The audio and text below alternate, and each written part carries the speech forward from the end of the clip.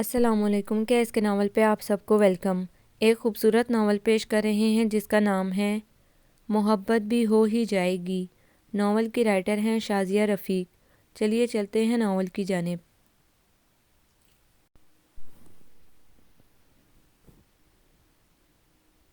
کہاں جا رہی ہو؟ سوال سے زیادہ سوال کرنے والا اسے غصہ دلا گیا۔ تم سے مطلب؟ حسب عادت تیوری چڑھائی۔ تمہارے فائدے کے لیے ہی پوچھ رہا تھا، نہیں بتانا چاہتی تو تمہاری مرضی۔ کندھے اچکا کر بے نیازی سے وہاں سے چلا آیا۔ وہ پیچوتاب کھا کر رہ گئی۔ ابھی کڑنے کا پروگرام مزید جاری رہتا کہ اسے یاد آ گیا کہ زیغم مراد سے اس نے 5 بجے کا ٹائم طے کیا تھا۔ ایسا اسٹوپڈ ہے، ہمیشہ اس کے گھر نکلنے سے پہلے ضرور سامنے آن موجود ہوتا ہے۔ رکشے میں بیٹھنے تک وہ اسے بری طرح کوس چکی تھی۔ سر تو ابھی نکل کر گئے ہیں، ابھی کا کافی ویٹ کیا تھا انہوں نے۔ میں نے آپ کے گھر میسج بھی دیا تھا کہ آپ 4 بجے تک پہنچ جائیے گا۔ زیغم کی سیکرٹری عائشہ نے اسے بتایا۔ کب کیا تھا فون؟ وہ چونکی اور وقت اور فون ریسیو کرنے والے شخص کا جب اسے پتہ چلا تو وہ جل بن کر رہ گئی۔ تم نے مجھے بتایا کیوں نہیں کہ میرا فون آیا ہے؟ گھر پہنچنے تک اس کا ضبط جواب دے چکا تھا۔ تم نے پوچھا تھا؟ الٹا سوال دا کر وہ مزے سے پیزا کھانے میں ایسے مشغول ہو گیا جیسے دنیا کا واحد کام ہی یہ ہو۔ مجھے الہام نہیں ہوا تھا کہ بے ساختہ لب بھینچ کر زیغم کا نام لینے سے خود کو روکا۔ ابھی مناسب وقت نہیں آیا تھا، اسی لیے زیغم بھی عائشہ کے ذریعے ہی ارجنٹ پیغام ہو تو دیتا تھا۔ میں تمہیں بتانے آیا تھا مگر تم نے سنا ہی نہیں، اطمینان سے کہہ کر ٹشو سے ہاتھ صاف کیے اور پیپسی کا ٹین منہ کو لگا لیا۔ ہانیہ کا دل چاہا کہ کوئی بھاری سی چیز اٹھا کر اس کے سر پر دے مارے۔ وہ جاہل ارجٹ شخص جس کی شاندار پرسنالٹی اور تعلیم بھی اس کے لیے کوئی اہمیت نہیں رکھتی تھی، نہ جانے شوبز کی دنیا کو اس گوار شخص میں کیا نظر آیا تھا جو اسے ہیرو بنا دیا تھا۔ حالانکہ طیہ ابا اور بابا جو ہمیشہ اس کی ہر بات مانتے اور سنتے تھے، اس معاملے میں سخت خفا تھے۔ ہانیہ کو کمینی سی خوشی ہوئی تھی۔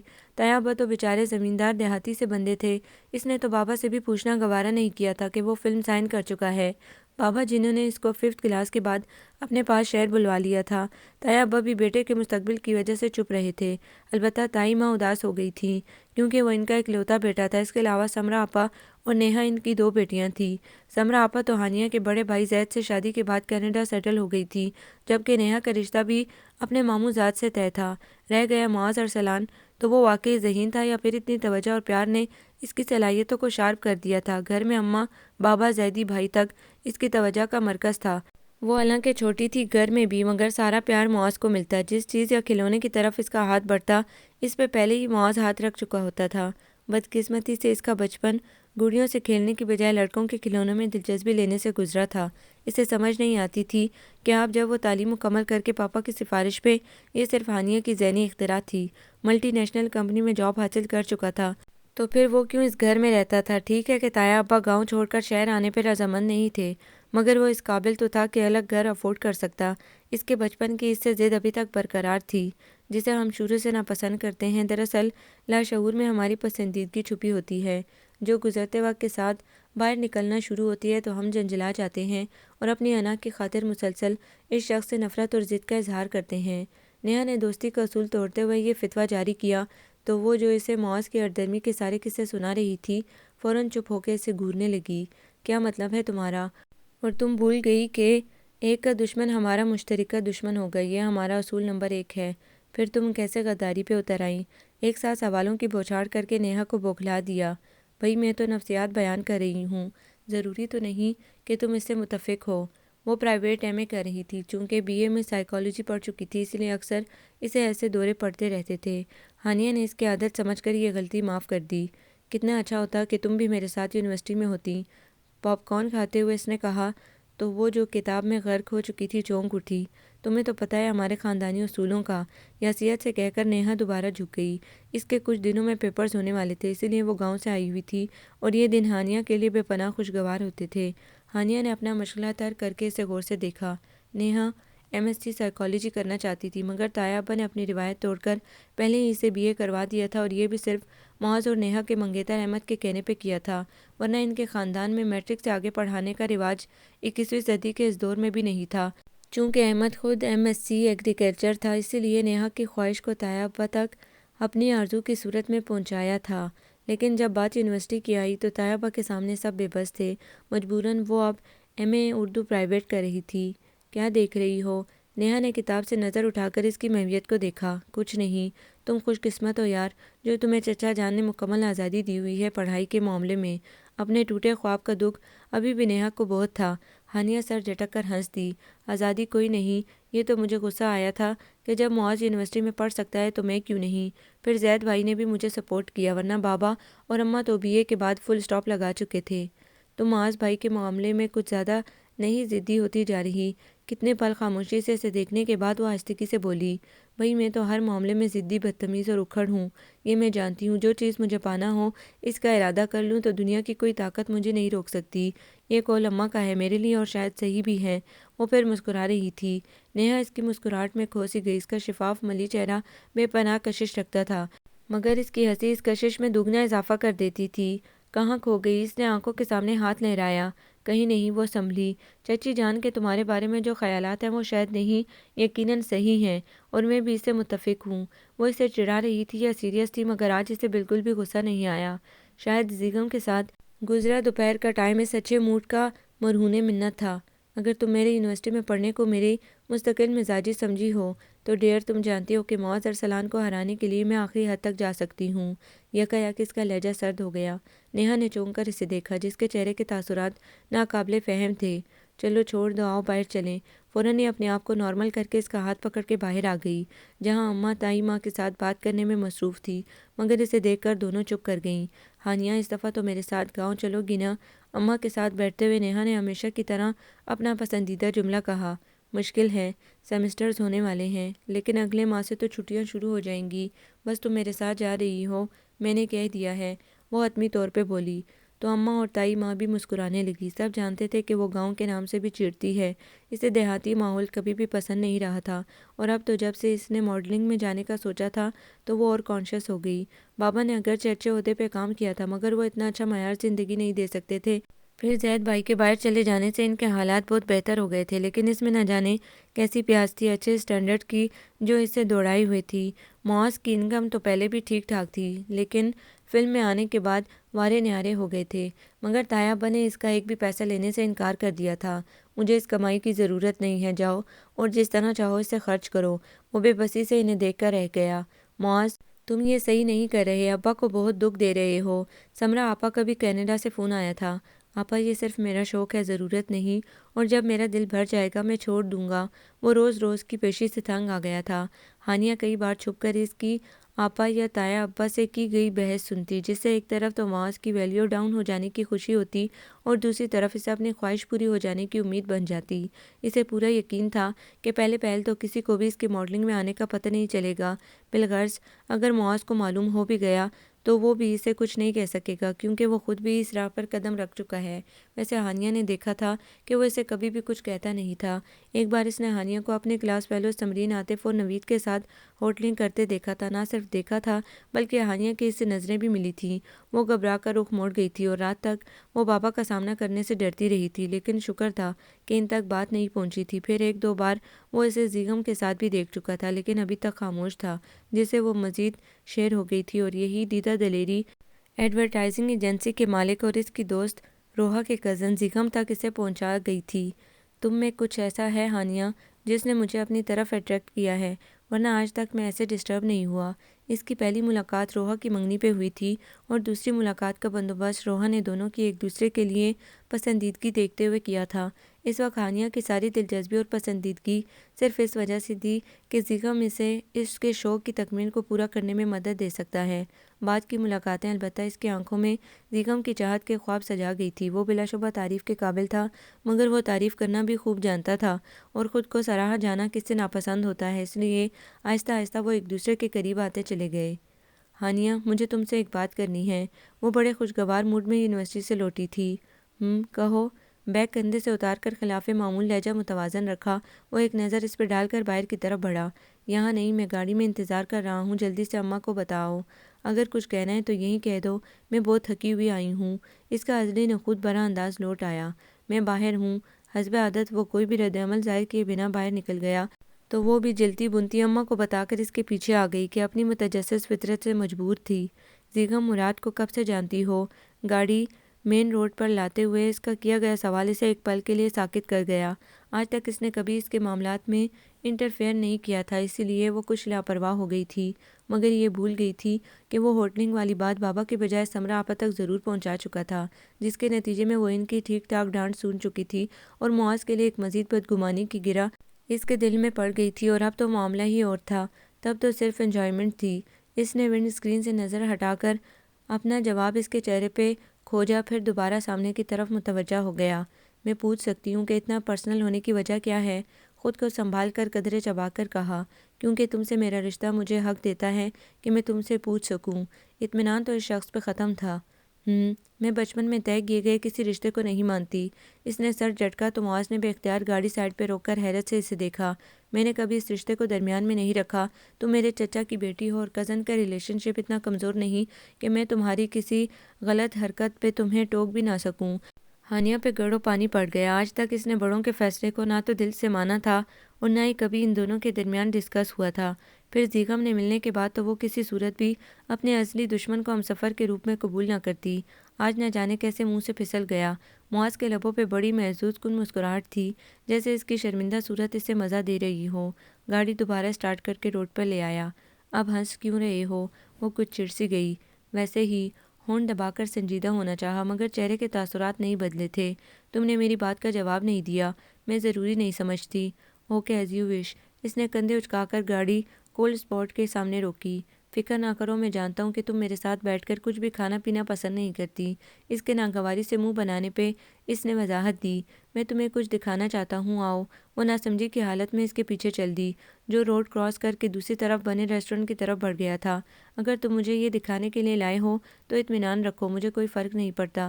وہ خود اعتمادی سے کونے والی میز پہ بے حد حسین اور طرح دار لڑکی کے ساتھ سرگوشیوں میں مصروف زیغم مراد کو دور سے دیکھ کر بولی تو وہ لب بھینچ کر یوں سر ہلانے لگا جیسے اس کی بے وقوفی پہ افسوس کر رہا ہو۔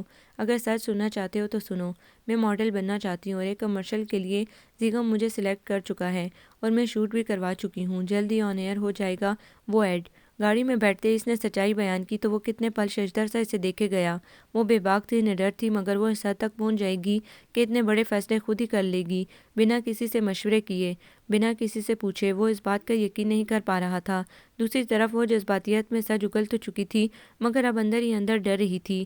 کاش کچھ دن ٹھہر کر بتاتی، تب تک کم از کم میں ماڈلنگ میں پوری طرح قدم تو جما لیتی۔ پھر اس کے کمرشل بھی 3-4 اکٹھے آن ایئر جانے تھے۔ اگر کوئی گھر میں ہنگامہ بھی ہوتا تو ضد کر کے سب کو منا ہی لیتی۔ اسے پچھتاوا سا ہوا۔ تم نے بابا سے اجازت لی تھی؟ اسے کیوں نہیں اعتبار آ رہا تھا کہ اس کی چادر میں لپٹی باحیا کزن بھی ایسا قدم اٹھا سکتی ہے؟ حالانکہ جب اسے زیغم کے ساتھ دیکھا تھا تو تب ہی اسے سمجھ لینا چاہیے تھا کہ وہ بدنام زمانہ فلرٹی شخص ضرور اسے اس راہ پہ لے ہی آئے گا۔ میں بتا دوں گی انہیں، بلکہ اب تو ظاہر ہے انہیں پتہ چل ہی جائے گا۔ وہ اس کا طنز پی گیا۔ اس وقت وہ بے حد خود غرض ہو رہی تھی، بلکہ ہمیشہ سے ہی اپنی خواہشوں کے لیے وہ یوں ہی خود غرضانہ سوچ رکھتی آئی تھی۔ آج تک اس نے کون سا اسے مانا تھا جو اب اس کی سنتی؟ میرے بتانے سے پہلے میرا خیال ہے میڈیا آپ کو جو کوریج دے گا اسے ساری دنیا کے ساتھ گھر والے بھی دیکھیں گے۔ چلو یہ مان بھی لیں کہ بابا کو ٹی وی دیکھنے کی عادت نہیں ہے، تو کیا باقی سب گھر والوں کی بھی آنکھیں بند ہو جائیں گی؟ اور جگہ جگہ پہ لگے بل بورڈز۔ اس کا لہجہ پہلی بار سخت ہو کر بلند ہو گیا۔ وہ بھی کچھ فکر مند سی ہو گئی، مگر اسے اپنا شوق ہر حال میں پورا کرنا ہے، اس کا ارادہ مصمم تھا۔ تم یہ کیا کرنے جا رہی ہو ہانیہ؟ رات میں ہی سمرا آپا کا پریشان کن فون موصول ہوا۔ پکا شکایتی ہے، گنا میسنا کینہ پرور۔ وہ دل ہی دل میں اسے تمام القابات سے نواز گئی۔ آپا میں کچھ غلط تو نہیں کر رہی؟ پھر معاذ بھی تو اس لائن میں ہے۔ وہ اگرچہ صرف سمرا آپا سے ہی دبتی تھی، کیونکہ وہ جتنی نرم تھی اصولوں کے معاملے میں اتنی ہی سخت تھی۔ خاندان کی بڑی بیٹی اور ان کی فیملی کی بڑی بہو کی حیثیت سے ان کی کہی ہوئی بات حرف آخر سمجھی جاتی تھی۔ وہ مرد ہے ہانی، اور تم جانتی ہو کہ اس کے اس فیلڈ کو جوائن کرنے کو کسی نے بھی پسند نہیں کیا۔ میں لڑکی ہوں، اس لیے میں اتنی حیثیت نہیں رکھتی کہ اپنی خواہش پوری کر سکوں۔ اس کا لہجہ زندگی میں پہلی بار سمرا کے ساتھ تنزیہ ہو گیا۔ ہانیہ یہ کس طرح بات کر رہی ہو؟ انہوں نے ڈانٹا۔ ہر معاملے میں تم اس سے مقابلے بازی پہ اتر آئی ہو۔ عورت کی الگ حیثیت ہے، اس کا جو مقام اور رتبہ ہے وہ اسی چیز کا متفاضی ہے کہ وہ اپنی نسوانیت وقار کی حفاظت کر کے، نہ کہ دوسروں کے سامنے نمائش کرتی پھرے۔ ہر گھر کے اپنے رواج اور روایات ہوتی ہیں۔ تم نے بہت سے معاملوں میں ان روایات کو بھی توڑا، لیکن اس کا یہ مطلب تو نہیں کہ تمہیں کھلی چھٹی مل گئی ہے کہ جو کچھ مرضی کرتی پھرو۔ انہوں نے اپنی بات غصے میں ختم کر کے بنا اس کی سنے فون بند کر دیا۔ آ گیا چین تمہیں؟ وہ شوٹنگ پہ جانے کے لیے تیار ہو رہا تھا جب وہ اس کے پاس آ کر گرائی۔ معاذ نے پلٹ کر بغور اس کو دیکھا۔ ضد اس کے ہر انداز سے ظاہر تھی۔ یہ لڑکی جب تک ٹھوکر نہ کھائے کبھی نہیں سنبھل سکتی۔ وہ متاسفانہ سانس بھر کر دوبارہ آئینے کی طرف متوجہ ہو گیا۔ ہانیہ اس کی انہی مخصوص گہری نظروں سے اپنی جگہ جزبز ہو گئی تھی جو اسے ہمیشہ خائف کر دیا کرتی تھیں۔ تم جس تک مرضی میری شکایت پہنچاؤ، مگر کان کھول کر سن لو، میں اپنی خواہش ضرور پوری کروں گی۔ میں نے آج تک تمہارے اس لائن میں آ جانے کو ڈسکس نہیں کیا تو تمہیں بھی کوئی حق نہیں ہے میرے شوق کی راہ میں حائل ہونے کا۔ وہ تن فن کرتی ہوئی باہر نکل گئی۔ معاذ نے اس کی بات پہ غور کیا تو جیسے ذرا ہاتھ لگ گیا۔ وہ حیران تھی کہ سمرا آپا کے سوا ابھی تک اور کسی نے اس سے نہیں پوچھا تھا۔ اس کے فائنل سیمسٹر شروع ہو گئے تھے، اس لیے آج کل وہ پڑھائی میں غرق تھی۔ وہ ایک ایوریج اسٹوڈنٹ رہی تھی، لیکن بابا اور اماں کی معاذ ارسلان کی ذہنیت اور قابلیت کی کشیدہ گوئی اسے تپا ضرور دیتی تھی، اور ضد میں آ کر تو وہ ہر بڑے سے بڑا کام انجام دے دیتی تھی۔ پھر یہ ایک اچھی جی بی بنانا کون سا مشکل تھا؟ کیا ہے یار، میں بور ہو گیا ہوں، اتنے دن ہو گئے تمہاری صورت دیکھے، آئی مس یو۔ زیغم کا فون آیا تھا۔ پہلے عائشہ نے بات کی تھی اور پھر وہ بات کرنے لگا تھا۔ اس کے جملے پہ ہمیشہ کی طرح وہ بلش کر گئی، مگر دل میں اس دن والی لڑکی کچھ چپ سی رہی تھی۔ ہاں تو اچھا ہے نا، میں تم سے نہیں ملتی، تمہیں کون سا فرق پڑتا ہے؟ اماں سامنے سے آ رہی تھی، اس لیے قدرے آہستگی سے کہا، ہانی یو آر مائی لائف، تم نے کیسے یقین کر لیا کہ میں تمہارے بنا خوش رہ سکتا ہوں؟ وہی گمبھیر خوبصورت لہجہ اسے ہرانے لگا اور وہ سب کچھ بھول کر اسے سنے گئی۔ ایک تو تم سے بات کرنا بھی سخت مشکل ہے، پہلے عائشہ کو فون پکڑاؤ اور جب وہ تمہیں بلوائے تو تب بات کرو۔ وہ سخت جھلایا ہوا تھا، وہ بے ساختہ ہنس پڑی۔ لاؤنج میں داخل ہوتے معاذ نے بغور اس چھنکار کو سنا، مگر عجلت میں ہونے کی وجہ سے اس کے چہرے پہ بکھرے رنگوں کو نہیں دیکھ سکا۔ اپنا کوٹ اٹھا کر تیزی سے باہر نکل گیا۔ تم اپنا سیل فون کیوں نہیں لے لیتی؟ ہر بار تم سے کہتا ہوں، وہ اس سے پوچھ رہا تھا۔ ہانیہ نے نظر معاذ سے ہٹا کر گہری سانس لی۔ تمہیں بتایا تو ہے کہ اماں پرانی سوچ کی مالک ہیں، کمپیوٹر بھی جانے کیسے برداشت کیا ہے انہوں نے۔ بیٹیوں کے معاملے میں تو وہ اسی اصول کی حامی ہیں کہ انہیں بے جا آزادی نہیں دینا چاہیے۔ چلو کچھ عرصہ ہے، مگر یار جب تم مشہور ہو جاؤ گی تو تب تو مشکل نہیں ہو جائے گی؟ ارے تب تو اماں خود مجھے اجازت دینے لگیں، بلکہ انہیں دینا پڑے گی۔ وہ ہنسی تو وہ چپ ہو گیا۔ کیا ہوا؟ اس کی طویل خاموشی پر گھبرا کر پوچھا۔ کچھ نہیں، تمہاری خوبصورت ہنسی کو اپنے اندر اتار رہا ہوں، جانے کب تمہاری موہنی صورت دیکھ سکوں گا۔ دھیما لہجہ حدت لیے ہوئے تھا۔ وہ اتنی محبت پہ نازا ہو گئی۔ اتنا خوبصورت شخص صرف میرا ہے، یہ احساس اسے کہاں سے کہاں پہنچا گیا۔ یار جلدی ملنے کی کوشش کرو، تمہارے ایڈ کے کچھ شوٹ باقی ہیں، پھر تمہیں تنویر خان سے بھی ملوانا ہے۔ ایک بار اچھا ڈائریکٹر مل گیا تو تم بہت جلد شہرت کی بلندیوں پہ پہنچ جاؤ گی۔ وہ اسے خواب دکھا رہا تھا اور یہ تو وہ سپنا تھا جس کی تعبیر کی وہ بہت عرصے سے منتظر تھی۔ ایک دو دن میں آؤں گی، جلدی سے کہہ کر فون بند کر دیا کیونکہ اماں نے لاؤنج کا تیسرا چکر لگایا تھا۔ اتنی دیر کیوں چپکی رہتی ہو فون سے؟ انہوں نے مشکوک نظروں سے گھورا۔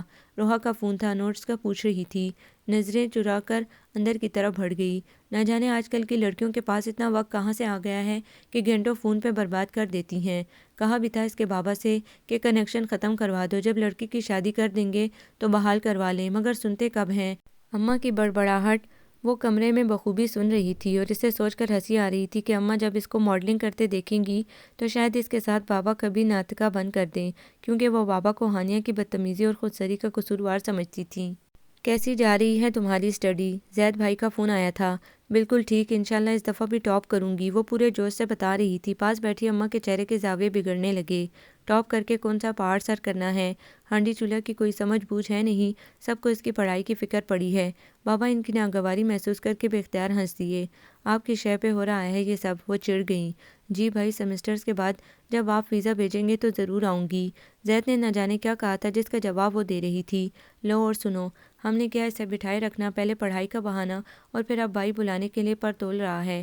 میں کہہ دے رہی ہوں، اب اس کی رخصتی کی تیاری کرو تم لوگ۔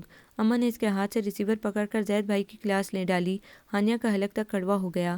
کہا بھی تھا کہ BA کافی ہے، لڑکا گھر کا ہے، وہ سیٹ ہے، بس ذمہ داری پوری کرے اپنی، مگر یہاں تو ہر ایک کی اپنی الگ ڈیڑھ اینٹ کی مسجد ہے۔ اماں فون رکھ کر اب پھر شروع ہو گئی تھیں۔ ہانیہ نے بے بسی سے انہیں دیکھا اور پاؤں پٹکتی ہوئی باہر نکل گئی۔ تایا ابا کی اچانک سخت طبیعت خراب ہو گئی تھی۔ نیہا نے روتے ہوئے فون کیا تھا، ان کے ملازم انہیں فوراً شہر لے کر آ گئے تھے۔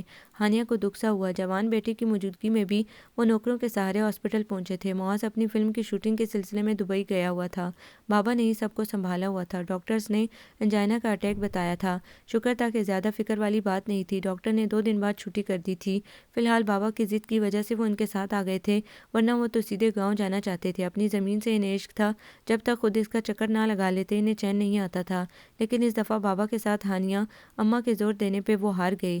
معاذ کے مقابلے میں اس کے گھر والوں کے ساتھ اس کی انسیت بہت زیادہ تھی۔ تایا ابا میں تو آپ کو 2 ماہ سے پہلے نہیں جانے دوں گی۔ ان کے سامنے سوپ کا پیالہ رکھتے ہوئے وہ لاڈ سے بولی۔ اپنی طبیعت کے برخلاف وہ آج کل جی جان سے ان کی خدمت میں مصروف تھیں۔ تایا ابا نے شفقت سے مسکرا کر اسے اپنے کندھے سے لگا لیا۔ ایسا کرتے ہیں تمہیں ساتھ لے جاتے ہیں گاؤں، تائی ماں نے مسکرا کر کہا تو تایا ابا ایک دم چونکے۔ میرے پیپرز ہو جائیں پھر آؤں گی، وہ کہہ رہی تھی۔ جو میں سوچ رہا ہوں تم بھی وہی کچھ سوچ کر بولی تھی نا؟ ارسلان نے انہیں مخاطب کیا۔ وہ جو ہانیہ کی پشت پہ نظریں ٹکائی ہوئی تھی اس کے باہر نکلنے پہ چونکیں۔ مجھ سے واقعی اب صبر نہیں ہوتا، بہت آزاد پھر لیے، معاذ کو بھی لگام ڈالیں اب۔ میں بات کرتا ہوں حیدر سے۔ وہ سخت ٹینشن میں ادھر سے ادھر پریڈ کر رہی تھی۔ نیہا کی نگاہیں اس کے قدموں کے ساتھ حرکت کر رہی تھیں۔ تایا ابا کو جانے کیا وہم ہو گیا تھا اپنی طبیعت کے متعلق کہ معاذ اور ہانیہ کی شادی اپنی زندگی میں جلد ہی دیکھنے کا اظہار کر دیا۔ بابا اور اماں تو پہلے ہی تیار بیٹھے تھے۔ معاذ واپس آیا تو وہ بھی اتنے شارٹ نوٹس پہ بوکھلا کر رہ گیا، لیکن تایا ابا اب کسی قسم کی رعایت دینے کو تیار نہیں تھے۔ ہانیہ کے پیپرز کے دوران ہی شادی کی تاریخ طے پا چکی تھی۔ وہ امتحانوں میں اتنی مصروف تھی کہ باہر کی دنیا سے تقریباً رابطہ منقطع تھا۔ اب جو اسے شام کی فلائٹ سے سمرہ آپا اور زید بھائی کی آمد کا پتہ چلا تو بے پناہ خوش ہوئیں، لیکن ساتھ ہی نیہا سے شادی کا بھی بتا گئی، اور وہ جو نیہا اور تائی ماں کی یہاں آمد اور ان کی روز کی شاپنگ سے ٹھٹکی تھی، اپنے شک کو یقین میں بدلتا دیکھ کر دنگ رہ گئی۔ اس کا تو خیال تھا کہ اماں نہیں تو کم از کم بابا ضرور شادی کا فیصلہ کرنے سے پہلے اس کی رائے لیں گے، اور وہ معاذ کے لیے انکار کر کے زیغم کا نام سامنے رکھ دے گی تو وہ ضرور اس کی خواہش کا خیال رکھیں گے۔ بچپن سے اپنی ہر ضد منواتی آئی تھی، اسی لیے یقین تھا کہ چاہے ناراضی سے ہی وہ اب بھی ضرور مانیں گے۔ اور پھر ابھی تو اس نے اپنا سپنا پورا کرنا تھا۔ پیپرز کی وجہ سے زیغم سے بھی کوئی ملاقات نہیں ہوئی تھی۔ معاذ سے اس دن والی بات چیت کے بعد وہ کچھ خود بھی محتاط ہو گئی تھی، لیکن کیا جانتی تھی کہ تقدیر اس پہ اپنا وار کر چکی ہے۔ اسے تو یہی سوچ کر دکھ ہو رہا تھا کہ اس کے والدین نے روایتی ماں باپ کی طرح اس سے اس کی زندگی کے فیصلے کے لیے پوچھنا مناسب نہیں سمجھا۔ مجھے رشتے سے انکار ہے، میں اس شخص کو اپنے گھر میں جانے کیسے برداشت کرتی آئی ہوں تم سب لوگ جانتے ہو، مجھے کس قدر چڑ ہے اس سے، پھر کیسے سمجھ لیا کہ میں زندگی بھر کے لیے اسے اپنے اعصاب پہ سوار کر لوں گی۔ نیہا کے پاس رک کر اپنی سرخ ہوتی بہتی آنکھوں سمیت وہ تقریباً چلائی۔ گھر پہ اس وقت صرف وہ اور نیہا تھی۔ اماں تائی ماں کے ساتھ بازار گئی ہوئی تھیں۔ آخر کیا کمی ہے معاذ بھائی میں؟ نیہا نے دکھ سے پوچھا۔ اسے ٹکرانے کی سب سے بڑی وجہ یہی ہے کہ وہ مجھے پسند نہیں ہے۔ ناپسندیدگی کی وجہ کوئی نہیں ہوتی، تم تو سب کچھ جانتی تھی نیہا، تم نے بھی میرا ساتھ نہیں دیا۔ اس کی آواز میں تعصب گھل گیا۔ زیغم کے متعلق وہ نیہا کو بتا چکی تھی۔ ابا جی اپنے فیصلے نہیں بدلتے، وہ پہلے ہی معاذ بھائی سے سخت خفا ہیں۔ میں نے 1-2 بار دبی زبان سے انہیں روکنا بھی چاہا تھا، لیکن انہوں نے مجھے ڈانٹ دیا۔ سمرہ آپا نے بھی اس فیصلے کو سراہا تھا، اسی وجہ سے میں مجبور ہو گئی۔ وہ نگاہیں جھکا کر مجرمانہ انداز میں بولی۔ ہانیہ کی بکھری حالت اور چہرے سے ٹپکتی وحشت نے حقیقتاً اسے بھی بے حد ملول کر دیا تھا۔ ایک تو سمرہ آپا، دانت پیس کر خود کو کچھ کہنے سے روکا، لیکن دیکھنا میں بھی کسی کا ارادہ پورا نہیں ہونے دوں گی۔ جس طرح مجھے بے خبر رکھا گیا ہے، میں نے ان کی بے خبری میں بہت کچھ کر جاؤں گی۔ نیہا نے چونک کر اس کی طرف دیکھا۔ اس کے چہرے کے تاثرات سخت پتھریلے اور ناقابل فہم تھے۔ کہ کیا کرو گی تم؟ کچھ نہیں، تمہیں صرف میرا ساتھ دینا ہوگا۔ بتاؤ، اپنی دوست کی مدد کرو گی یا پھر بھائی کا ساتھ دو گی؟ حتمی انداز میں وہ اس سے جواب طلب کر رہی تھی۔ نیہا نے ہمیشہ کی طرح اس کے سامنے خود کو بے بس محسوس کیا۔ وہ اسے تنہا نہیں چھوڑ سکتی، لیکن اسے کسی غلط قدم کو اٹھانے کی اجازت بھی نہیں دے سکتی تھی۔ مگر ہانیہ کے ارادے ظاہر کر رہے تھے کہ وہ انتہائی قدم اٹھانے کا سوچ چکی ہے، چاہے اس میں اسے نقصان ہی کیوں نہ اٹھانا پڑے۔ تم کچھ غلط نہیں کرو گی ہانی، فکر نہ کرو، کل مہندی ہے، میرا کام کل سے شروع ہو جائے گا۔ اس کے آنکھوں کی چمک بڑھ گئی، اور یہ اس وقت ہی بڑھتی تھی جب وہ اپنی کسی ضد کو منوانا چاہتی تھی۔ ہانیہ، حیدر کو یار آج آنا تو ہے، میں ملواؤں گا تم سے، تم ٹھہر کر چلے جانا۔ عائشہ آج ریسیپشن پہ نہیں تھی، اسے شام کو آنا تھا، لیکن اس وقت مہمانوں کا رش بڑھ جاتا، اسی لیے وہ نیہا کو بتا کر دوپہر میں ہی نکل آئی۔ ہانی، تم صحیح نہیں کر رہی۔ وہ خوفزدہ بھی تھی اور اس کے فیصلے سے ناخوش بھی۔ مجھے معاذ ارسلان سے شادی نہیں کرنی، اور اس سے بچنے کے لیے میں اپنے ہاتھ میں موجود سب پتے استعمال کروں گی۔ زیغم آج راضی ہوا تو میں کورٹ میرج کر کے آؤں گی، ورنہ کل کا سورج تو مجھے معاذ کی بجائے زیغم کا ہی بنائے گا، اس نے تنفر سے کہا۔ نیہا نے افسوس سے اسے دیکھا، جانے کون سی ناآسودہ خواہشات تھیں جو پوری نہیں ہو سکتی تھیں۔ اس وقت وہ زیغم کے آفس میں تھی۔ ہانیہ وہی نا جسے تم نے نئے کمرشل کے لیے سلیکٹ کیا ہے؟ ایک اور مردانہ آواز ابھری تو وہ شش و پنج میں ہینڈل کو پکڑ کر کھڑی رہ گئی، جائے یا نہ جائے، کیونکہ آج جو اس سے بات کرنا تھی اس کے لیے زیغم کا اکیلا ملنا ضروری تھا۔ نہ جانے نیہا نے وہاں سب کو کیسے ہینڈل کیا ہوگا۔ چونکہ مہندی کا فنکشن اکٹھا ہونا تھا، اس لیے طاہر ابا کی فیملی بھی وہیں آ گئی تھی۔ معاذ البتہ اپنے فلیٹ میں تھا جو اس نے کچھ دن پہلے ہی خریدا تھا۔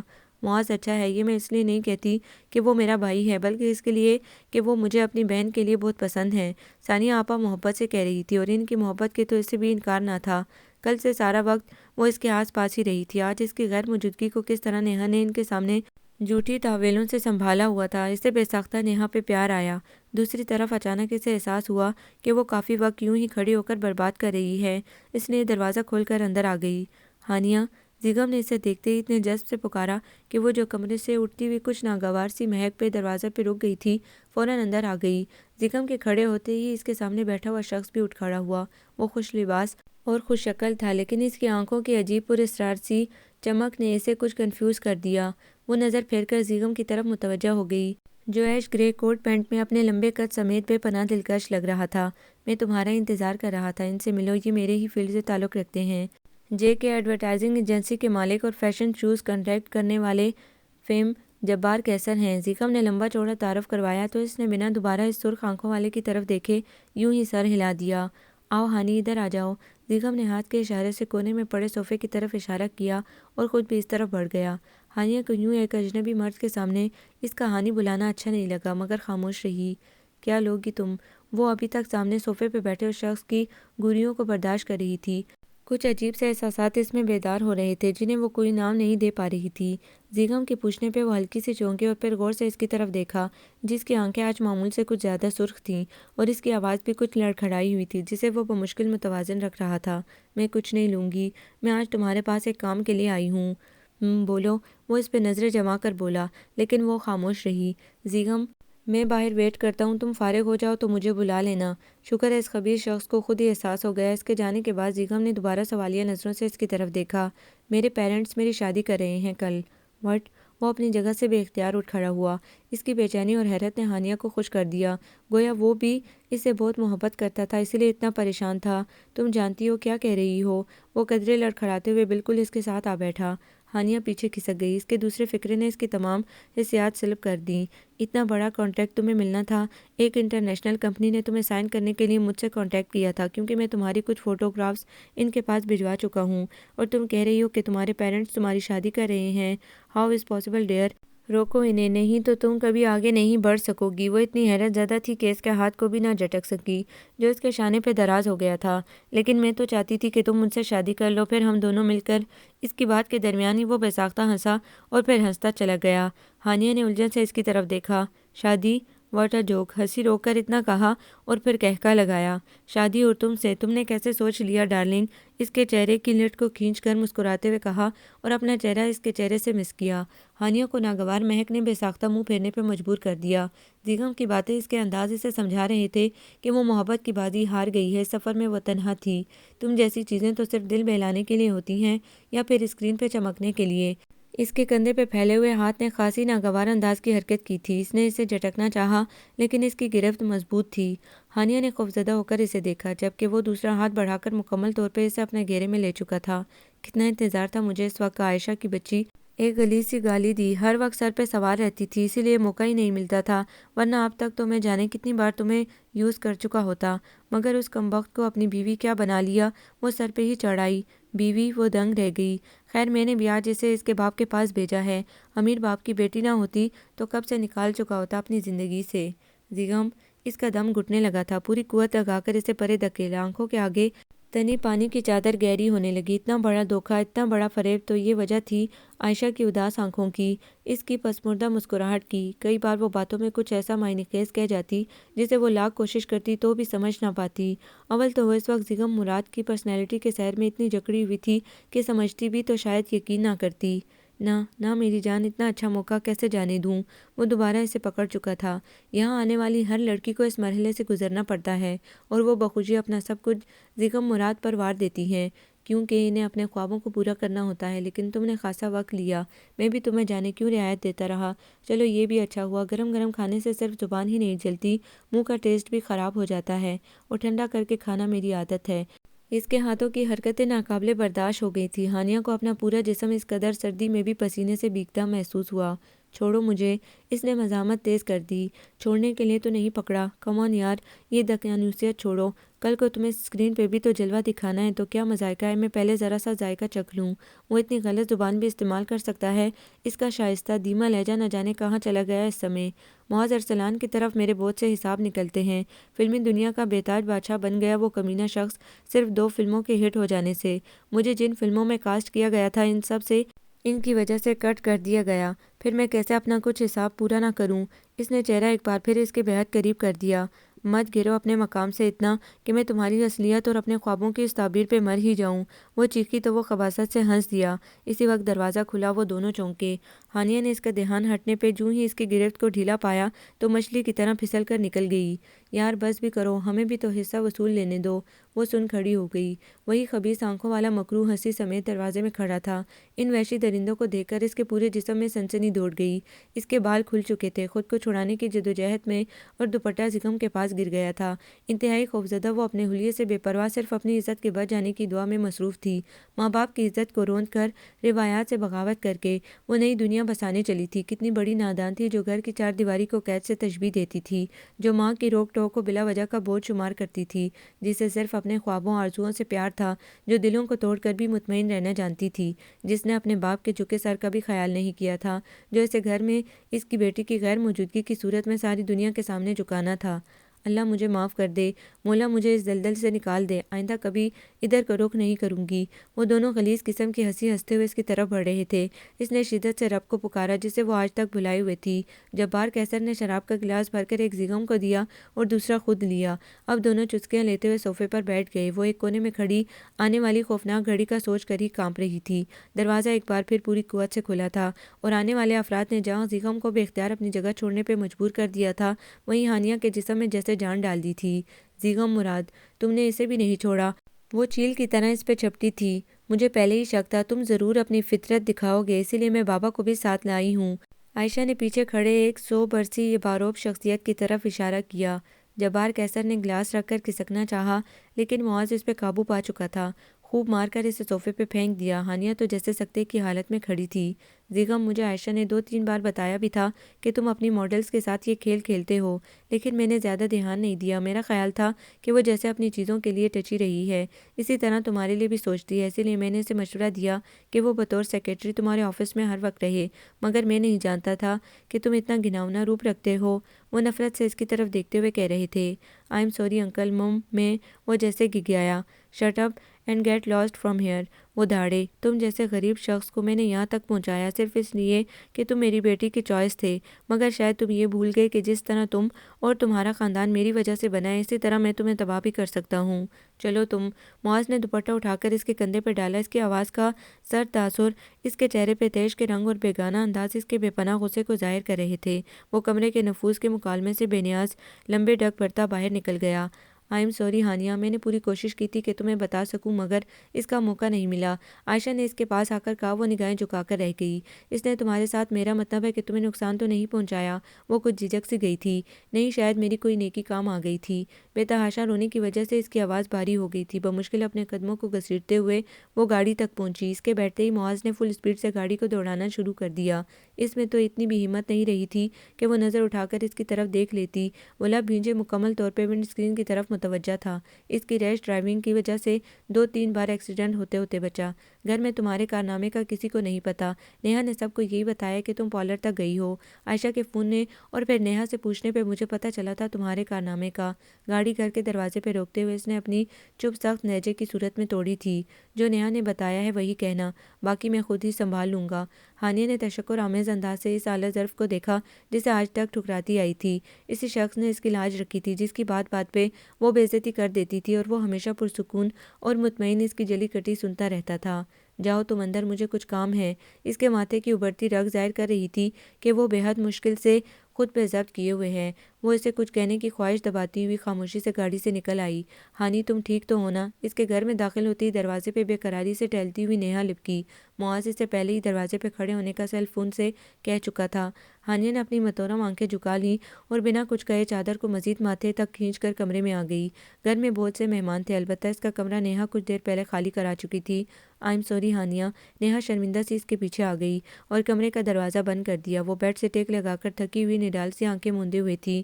نیہا نے دیکھا وہ بے حد بکھری ہوئی وحشت زدہ دکھائی دے رہی تھی۔ وہ فکر مند سی ہو گئی۔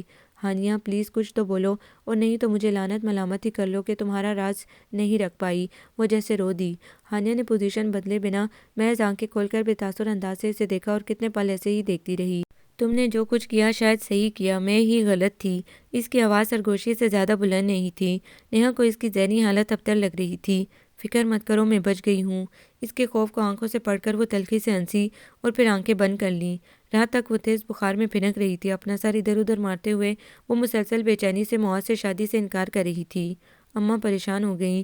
اس نے اس شادی کا اتنا اثر لینا تھا تو وہ کبھی اس پہ پریشر نہ ڈالتی۔ گھر مہمانوں سے بھرا ہوا تھا، اگر کوئی عورت ان کا انکار سن لیتی تو جانے کن معنوں میں لیتی۔ سمرا آپا بھی اپنے 3 سالہ زیان کو نیہا کے حوالے کیے اس کی تیمارداری میں مصروف تھیں۔ دائی ماں صورتیں پڑھ پڑھ کر پھونک رہی تھیں۔ اماں اگر وہ راضی نہیں تھی تو آپ نے کیوں زبردستی کی؟ اس کے ماتھے پر پٹیاں رکھتے ہوئے اس کی بڑبڑاہٹ سنی تو ملامتی نظروں سے انہیں دیکھا۔ وہ بے اختیار نظر چرا گئیں۔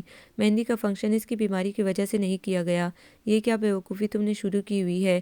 صبح اس کی طبیعت سنبھلی تو معاذ کو سمرا آپا نے بلوا کر ساری صورتحال بتائی۔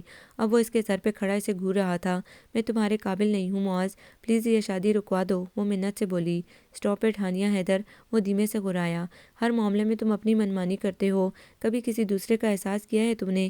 کیا چاہتی ہو کہ پورے خاندان میں تمہاری وجہ سے بابا اور ابا کو تماشا بنا دوں؟ کس بنیاد پہ ان کو انکار کروں؟ وہ سر جھکا گئی۔ اب پسند ناپسند کی بات نہیں رہی، اب تو صرف عزت بچانا ہے، اور اس کی خاطر چاہے جیسے بھی ہو مجھے یہ کڑوا گھونٹ پینا ہی ہے۔ اسے بہت کچھ جتلا گیا۔ ہانیہ نے سر اٹھا کر اس کی آنکھوں میں جھانکا، جہاں پہ ہمیشہ والی نرمی کی بجائے آنچ دیتی حدت تھی۔ چہرے پہ بے پناہ بیزاریت تھی، جیسے مارے بندے سے مخاطب ہو۔ وہ اپنے ہاتھوں خود اس کو گوا چکی تھی، پھر کیسا شکوہ؟ کھانا کھا آیا ہوں میں، وہ کہہ کر آنکھیں موند گیا۔ ہانیہ نے قرب سے اس کی طرف دیکھا۔ کتنا بدل گیا تھا وہ۔ چہرے پہ سجی رہنے والی ہمہ وقت کی مطمئن مسکراہٹ کی جگہ اتاہٹ نے لے لی تھی۔ آنکھوں میں خشونت بنی رہتی۔ وہ قصوروار تھی، اس نے روایات کو توڑنے کی کوشش کی تھی، اور پھر اس کا احسان تھا کہ وہ بحفاظت اسے بچا لایا تھا۔ پھر آج تک، جب کہ ان کی شادی کو بھی 3 ماہ ہو گئے تھے، اس نے کسی سے بھی اس دن کا تذکرہ نہیں کیا تھا، حتیٰ کہ اگر ہانیہ بھی کچھ کہنے کی کوشش کرتی تو وہیں ٹوک دیتا۔ میں نے جو دیکھا ہے اس کے بعد مزید وضاحت کی ضرورت نہیں ہے۔ یہ کہتے ہوئے وہ اتنا بیزار تھا کہ وہ خود ہی شرمندہ ہو گئی۔ وہ لوگ معاذ کے فلیٹ میں شفٹ ہو گئے تھے۔ بابا اور اماں نے بہت زور لگایا تھا کہ وہ پہلے کی طرح ان کے ساتھ رہے، لیکن معاذ نہیں مانا۔ وہ فلم انڈسٹری چھوڑ چکا تھا۔ سب لوگ اس کے فیصلے سے بہت خوش تھے، لیکن وہ سنجیدگی کا چولا اوڑھے کسی بھی قسم کا تاثر کے بنا انہیں دیکھتا رہا۔ وہ ایک ملٹی نیشنل کمپنی میں پہلے سے زیادہ اچھے عہدے پہ جاب شروع کر چکا تھا۔ تمہیں آؤٹ اسٹینڈنگ قسم کے اسٹیٹس کی خواہش ہے نا؟ وہ میں تمہیں ضرور دوں گا۔ کاش تم پہلے اس چیز کا اظہار کر دیتی تو میرا نقصان تو نہ ہوتا۔ طنز کرتے کرتے وہ آخر میں آزردہ ہو گیا۔ ہانیہ نے لفظ میرا نقصان پہ جھٹکے سے سر اٹھایا۔ کیسا نقصان ہوا تھا؟ وہ کیا کہنا چاہتا تھا؟ وہ جاننے سے قاصر تھی۔ اب تو وہ باتیں ہی اتنی مبہم سی کرتا تھا کہ وہ چاہتے ہوئے بھی ان کا مطلب اخذ نہ کر پاتی۔ معاذ آج بھی دیر کر دی۔ وہ رات کو 12 بجے تھکا ہارا سا آیا تو وہ پوچھے بنا نہ رہ سکی۔ جواباً اس نے سلگتی نظروں سے اسے دیکھا، پھر کوٹ کو بازو پہ رکھتے ہوئے وہ اندر آ گیا۔ وہ پہلے بھی اس کی گہری جانچتی نظروں سے خائف رہتی تھی، اب بھی ان آنکھوں کی تپش اسے مارے رکھتی تھی۔ وہ لب کچلتی ہوئی کچن میں آ گئی۔ اماں بابا آئے تھے آج، وہ بتا رہے تھے کہ شاید 1-2 دن میں تائی ماں آئیں یہاں۔ اس نے سر ہلا کر گلاس لبوں سے لگا لیا۔ میں ان کے ساتھ جانا چاہتی ہوں، انہیں صرف 1 دن ٹھہرنا ہے یہاں، نیہا کی شادی کی تیاریاں کرنا ہے، وہ بھی مجھے بلا رہی تھی۔ اس کی سوالیہ حیرت بھری آنکھوں میں بے یقینی کا رنگ نمایاں ہوا تو اس نے وضاحت کی۔ وہ بنا کچھ کہے ٹیبل سے اٹھ گیا۔ وہ بددلی سے برتن سمیٹنے لگی، جانے کب تک ایسے چلے گا۔ وہ اگرچہ زبان سے اظہار کم ہی کرتا تھا، مگر اس کے تاثرات ہانیہ کو اندر تک کاٹ کر رکھ دیتے تھے۔ وہ شاید ابھی تک بے اعتبار تھا اس کے متعلق۔ وہ اس کی نرم مزاجی، دھیمی لو دیتی چمکتی آنکھیں جو ہانیہ کو دیکھ کر مزید چمک اٹھتی تھیں، جیسے سب خواب و خیال ہو گیا تھا، وہ ہارنے لگی تھی۔ اسے اس کی محبت جب ساری اس کے لیے تھی تو تب اس کے پاس اس کے لیے ایک پیاری سی مسکان تک نہیں تھی۔ اب جو اس نے نفرت کی راہ اپنائی تو وہ اس کی قربت کی مطمئنی ہو گئی تھی۔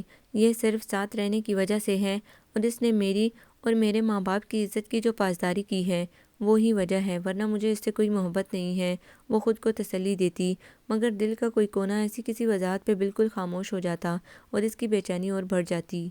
نیہا تم خوش ہو؟ اس کے چہرے سے اگرچہ خوشی کے سارے رنگوں کو وہ محسوس کر سکتی تھی، پھر بھی بے ساختہ اس سے پوچھ بیٹھی۔ نیہا نے دوپٹے کا تہہ لگا کر لفافے میں پیک کیا اور اس کی طرف شرمیلی نگاہوں سے دیکھا۔ تمہیں کیا لگتا ہے میرے انداز بہت غلط ہوتے ہیں؟ ویسے بھی مجھے ظاہری حالت کو دیکھنے کی عادت ہے، اسی لیے میری چھوڑو، تم خود ہی بتا دو۔ اپنی آنکھوں کی نمی چھپانے کے لیے وہ پلکیں گرا گئی۔ نیہا نے کپڑے ایک طرف کیے اور اس کے قریب آ گئی۔ ہانی، معاذ بھائی تم سے کچھ کہتے ہیں؟ اس سوال پہ آنسو گالوں پہ لڑک ہی آئے۔ یہی تو مشکل ہے کہ وہ کچھ نہیں کہتے، اگر زبان سے کہہ کر اپنے اندر کا غبار نکال لے تو شاید میں بھی سکون سے سانس لے سکوں، مگر وہ تو خود بھی گھٹ رہا ہے اور مجھے بھی مار رہا ہے۔ نیہا نے اس کا ہاتھ تھام کر ہلکے سے تسلی بھرے انداز میں دبایا۔ وہ تو ایسے نہیں تھے، وہ تو تم سے بہت محبت کرتے تھے، زبان سے انہوں نے کبھی نہیں کہا، مگر ان کا ہر انداز تمہاری ہر بدتمیزی کے جواب میں ان کی خاموشی اسی بات کا اظہار تھا۔ پھر وہ کیوں ایسے کر رہے ہیں؟ وہ حد درجہ حیران تھی۔ میری غلطی بھی تو بہت بڑی ہے نیہا، میں کوئی چھوٹی بچی تو نہیں تھی کہ اچھے برے میں تمیز نہ کر سکتی۔ بارہا زکم کے متعلق میری چھٹی حس مجھے الارم کرتی رہی، مگر میں جنونی بنی اپنی خواہشوں کے سراب کے پیچھے بھاگتی رہی۔ ذرا سوچو کہ بڑوں میں سے اگر کسی کو میری بیوقوفی کا علم ہو جائے تو کیسے ان کا مجھ پہ سے مان ختم ہو جائے گا۔ میں تو سمرا آپا سے بھی زیادہ فون پہ بات نہیں کرتی، وہ اتنی محبت اور اعتماد مجھ پہ کرتی ہیں، اور ان کی محبت کے جواب میں نے کیا کیا؟ مجھے خوف آتا ہے کہ کہیں کسی کمزور لمحے کی گرفت میں آ کر میں انہیں سب سچ نہ بتا دوں۔ نیہا نے اس کی اجڑی ہوئی حالت دیکھی، اس کے لہجے سے ٹپکتی مایوسی، ملال اس کی بے پناہ ندامت کو ظاہر کر رہے تھے۔ ایسی ٹوٹی ہوئی بکھری ہوئی ہانیہ حیدر کہیں سے بھی پہلے والی شوق زندہ دل اور جگڑالو ہانیہ کا عکس تک نہ تھی۔ اللہ نے تمہاری عزت تو بچا لی تھی، اس بات کا شکر کیوں نہیں ادا کرتی تم؟ اسے خواہ مخواہ غصہ آ گیا۔ ہانیہ محض پھیکی ہنسی سے اسے دیکھ کر رہ گئی۔ سمرا آپا سخت خفا ہو رہی تھی ابا جی سے۔ نیہا نے موضوع بدل دیا۔ کیوں؟ وہ دوبارہ کپڑوں کی پیکنگ کی طرف اپنی توجہ کر گئی تھی۔ بھئی انہوں نے تمہاری شادی کے 4 ماہ بعد ہی میری شادی طے کر دی۔ وہ کہہ رہی تھی کہ یا تو وہ تمہارے ساتھ ہی مجھے بھی بھگتا دیتے یا پھر کچھ ماہ اور ٹھہر جاتے۔ روز روز اتنی دور سے آنا کہاں آسان ہے؟ یہ تو سب مقدر کی بات ہے، جب جہاں جس کے ساتھ شادی کا بندھن بننا ہوا اپنے وقت پہ ہوتا ہے۔ نیہا نے حیرانگی سے اس کی مدبرانہ گفتگو سنی۔ کہاں تو وہ تقدیر سے زیادہ تدبیر پہ یقین رکھتی تھی، بلکہ اپنے ہر عمل سے ظاہر بھی کرتی تھی، اور اب مقدر کی اتنی حامی۔ معاذ بھائی کے ساتھ نے تمہیں خاصا عقل مند نہیں بنا دیا؟ ارے اس کے ساتھ رہنے سے میں عقل بند ضرور ہو گئی ہوں، عقل مند تو وہ خود نہیں، مجھے کیا بنائے گا؟ وہ بالکل پہلے والے شوق لہجے میں بولی تو اتنی دیر کے کھچاؤ کے بعد نیہا پورے دل سے مسکرائی تھی۔ ہائے معاذ کو دیکھو، وہ جا رہا ہے۔ شوق سی آواز پہ معاذ تو نہیں، البتہ اس کے ہمراہ چلتی ہوئی ہانیہ نے ضرور مڑ کر دیکھا۔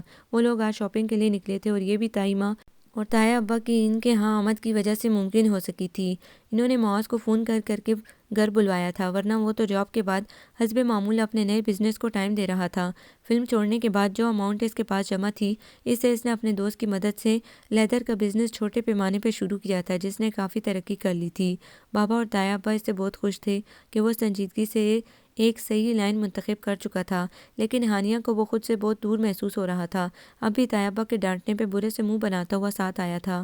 ہائے پہلے سے بھی زیادہ اسمارٹ ہو گیا ہے، پہلی بار ہماری انڈسٹری کو اس دور میں اتنا ڈیشنگ بندہ ملا تھا، مگر وہ بھی فلم چھوڑ گیا۔ وہ اپنے قدموں کی رفتار سست کر چکی تھی۔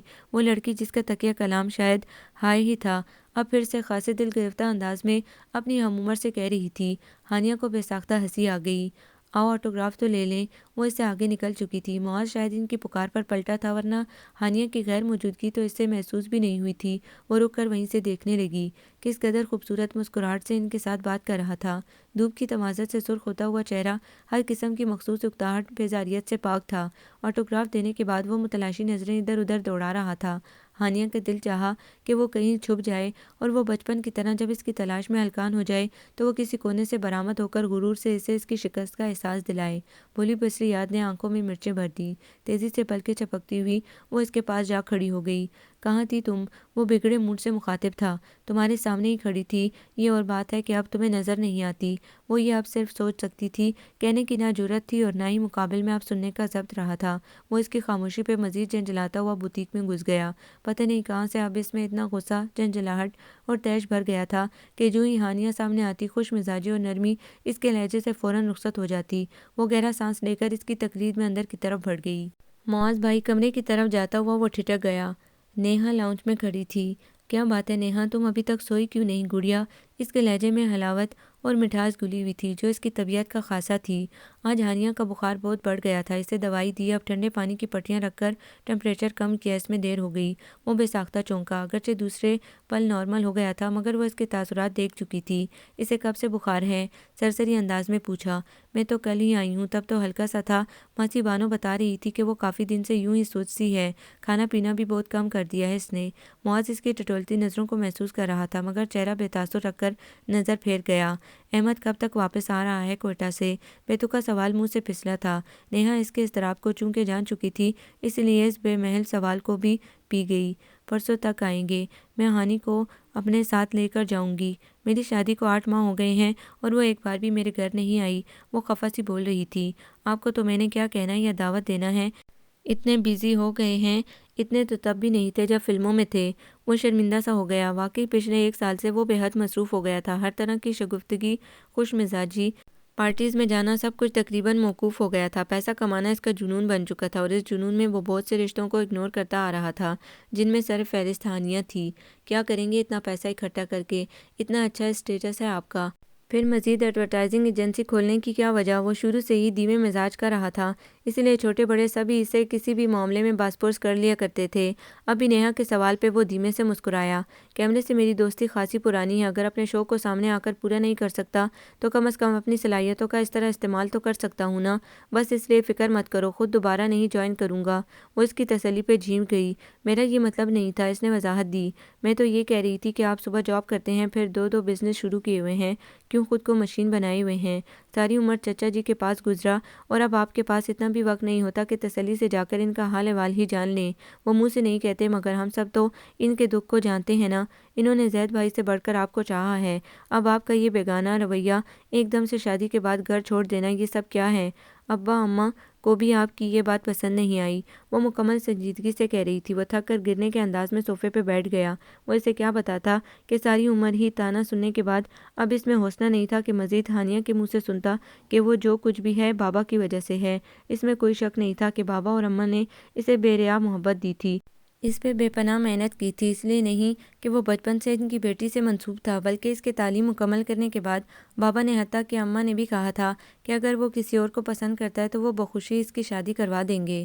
کچھ ہانیہ کا مزاج بھی ایسا تھا کہ اماں جب بھی غیر جانبداری سے سوچتیں تو انہیں معاذ کے لیے ہانیہ مناسب نہیں لگتی تھی، اور یہی بات جب ایک بار وہ معاذ سے بھی کہہ رہی تھیں تو بائی چانس ہانیہ نے سن لیا۔ یہ تو معاذ کا خود ہی کسی اور طرف رجحان نہیں تھا کہ دل میں شروع سے ہی اس بدتمیز اکھڑ لڑکی نے کسی اور کو جگہ ہی نہ لینے دی۔ اس کی بڑی سے بڑی غلطی اور بڑی سے بڑی بدتمیزی کو بھی ہنس کر سہ لیتا تھا، نہ جانے کیوں وہ ہمیشہ خود کو اس کے سامنے بے بس ہی پاتا تھا۔ زید بھائی تو کئی بار ہنس کر کہہ بھی دیتے تھے، معاذ تم ہانیہ کو جتنا مارجن دیتے ہو وہ اتنا ہی تمہیں ستاتی ہے، میں اس کا بھائی ہو کر اس کی کئی باتیں برداشت نہیں کر پاتا اور تم اس سے ایسا رشتہ رکھتے ہوئے بھی اتنی نرمی دکھا جاتے ہو، مجھے تمہارے ضبط پہ رشک کے ساتھ کئی بار غصہ بھی آ جاتا ہے۔ وہ ان کمنٹس پہ محض مسکرا دیتا تھا مگر اس کی ہر بات بھی جانے والا اس کی یہ خود سری برداشت نہیں کر پایا تھا۔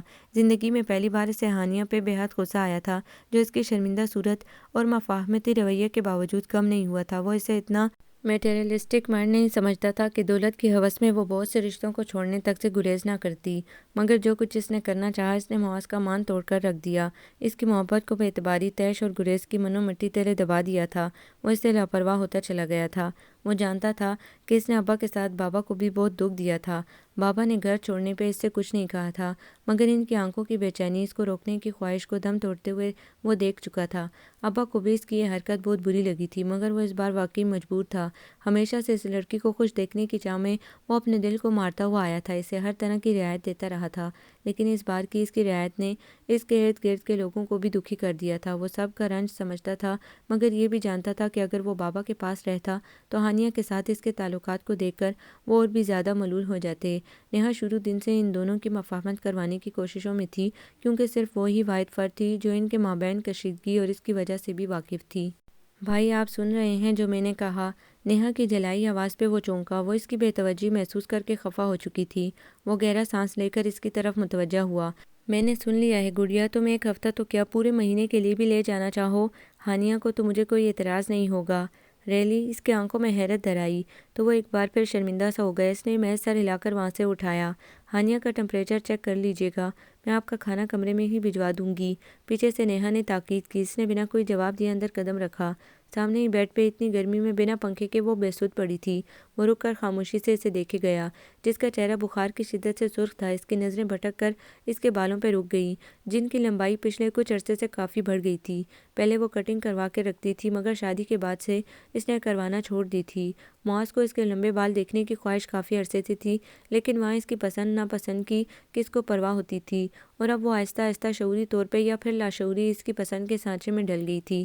وہ آج کتنے عرصے کے بعد اسے فرصت سے یوں دیکھ رہا تھا، اس نے سوچنا چاہا مگر حساب لگانے میں ناکام رہا۔ نیہا اس کی اجازت دینے پہ جیسے حیران ہوئی تھی، اسے دوگنا حیرت اسے خود پہ ہو رہی تھی۔ وہ اس کے لیے اتنا پوزیسو تھا کہ اتنے عرصے کی لا تعلقی کے باوجود اسے بابا اماں کے پاس ایک دن سے زیادہ رکنے کی اجازت نہیں دی تھی۔ اگر گاؤں سے اس کے لیے بلاوا آتا تو وہ غیر محسوس انداز میں ابا اور ماں کو اپنے پاس ہی بلوا لیتا۔ یہ سب کیوں کرتا تھا وہ خود بھی سمجھ نہیں پاتا تھا، اسی لیے تو نیہا حیران تھی۔ وہ قدم بڑھاتا ہوا انس کے بیڈ کے پاس وہاں آن رکا کہ اگر وہ آنکھیں کھولتی تو پہلی نظر اس پہ پڑتی۔ دروازے پہ دستک ہوئی اور اجازت ملنے پہ نورا کھانا رکھ کر باہر چلی گئی۔ وہ دوبارہ اپنی پہلی پوزیشن میں چلا گیا۔ اس نے اتنے عرصے کی محنت کے نتیجے میں دنیا کی تقریباً ہر آسائش اسے دی تھی۔ اس کا لیونگ اسٹینڈرڈ جتنا امپروو ہوا تھا، وہ اگر اس 10 سال بھی روٹین کے مطابق کام کرتا تو شاید وہاں تک نہ پہنچتا، لیکن یہ سب اس نے اپنی انر سیٹسفیکشن کے لیے نہیں کیا تھا۔ اسے اپنی موجودہ بے حد مصروف اور 2+2 والی زندگی سے کوئی خوشی نہیں ملتی تھی۔ اسے تو اپنی وہی زندگی پسند تھی جس میں بابا اماں کی بے پناہ محبتیں، ابا کی سرزنش بھری محبت، ماں کی اپنے لیے توجہ بے قراری تھی۔ سمرا آپا کی بظاہر سخت مگر اصل میں خالص اور سچی کیئر پیار تھا۔ زید بھائی کی بڑے بھائیوں والی شفقت اور نیہا کا جان نچھاور کرنے والا رویہ تھا۔ وہ زندگی جس میں اسے جتنا مل جاتا وہ اس پہ قانے رہتا۔ اس کے خوابوں اور خیالوں کی دنیا میں اس کی اپنی بے ریا محبت کا ڈیرا تھا۔ یہ سب تو اس نے کبھی نہیں سوچا تھا۔ وہ ہولے سے قسمت آئی تو وہ اس پہ سے نظریں ہٹا کر پیچھے کی طرف پلٹا، وارڈروب سے رات کا لباس نکال کر واش روم کی طرف بڑھ گیا۔ اس لڑکی کی خواہشوں کو پورا کرتے کرتے وہ جنونی ہو گیا۔ اس کی پیسے کی چاہ کو اپنی جدوجہد کا حصہ بنا کر اسے منزل بھی بنا لیا۔ یہ سوچ اس اندر تک دکھی کر گئی تھی۔ شاور لے کر وہ ان تمام سوچوں کو چٹکنا چاہتا تھا، اس لیے شاور فل کھول دیا۔ پانی رات کا جانے کون سا پیر تھا جب اس کی آواز پہ معاذ کی آنکھ کھلی۔ کتنے پل چت لیٹا وہ اپنے شعور کو بیدار کرنے کی کوشش میں رہا۔ پھر آواز آئی تو اس نے رخ موڑ کر اسے دیکھا۔ وہ نیم بے ہوشی کی حالت میں باقاعدہ کانپ رہی تھی۔ معاذ نے سرد سے اٹھ کر فریج سے پانی کی بوتل نکالی، گلاس کو تھامے وہ کچھ متذبذب سا کھڑا رہا۔ وہ کبھی اس کے قریب نہیں گیا تھا، اب پانی پلانے کے لیے یقینی طور پہ اسے سہارا دینا پڑنا تھا۔ کچھ دیر یوں ہی کھڑے رہنے کے بعد فیصلہ کن انداز سے آگے بڑھا۔ ہانیہ اس کی کمر میں ہاتھ ڈال کر اسے پکارا۔ خود میں کچھ عجیب سا محسوس ہو رہا تھا۔ اس کی گرم سانسیں جو کہ بخار کی وجہ سے کچھ ناہموار بھی تھیں، اس کے چہرے سے ٹکرا رہی تھی۔ اس کا وہ چہرہ جس کو اس نے زندگی میں بارہا اپنے ہاتھوں میں تھامنے کی خواہش کی تھی، اس کے اتنے نزدیک تھا کہ وہ ہاتھ بڑھا کر ہر نقش کو محسوس کر سکتا تھا۔ اس کے سیاہ بالوں کی گٹا اس کے بازو کو اپنے گھیرے میں لیے ہوئے تھی۔ وہ اسے جھٹک دینا چاہتا تھا، اپنے غصے اور جھنجھلاہٹ کو اس پہ اتارنا چاہتا تھا، اسے جھنجھوڑ کر کہنا چاہتا تھا کہ وہ اتنی عاجزی، شرمندگی کی تصویر بنی اسے بالکل اچھی نہیں لگتی۔ وہ اسے ویسا ہی دیکھنا چاہتا ہے جیسے وہ فطرتاً ہے، لڑتی جھگڑتی، اسے زج کرتی ہوئی۔ آج اس کے احساسات کیسے ہو گئے تھے؟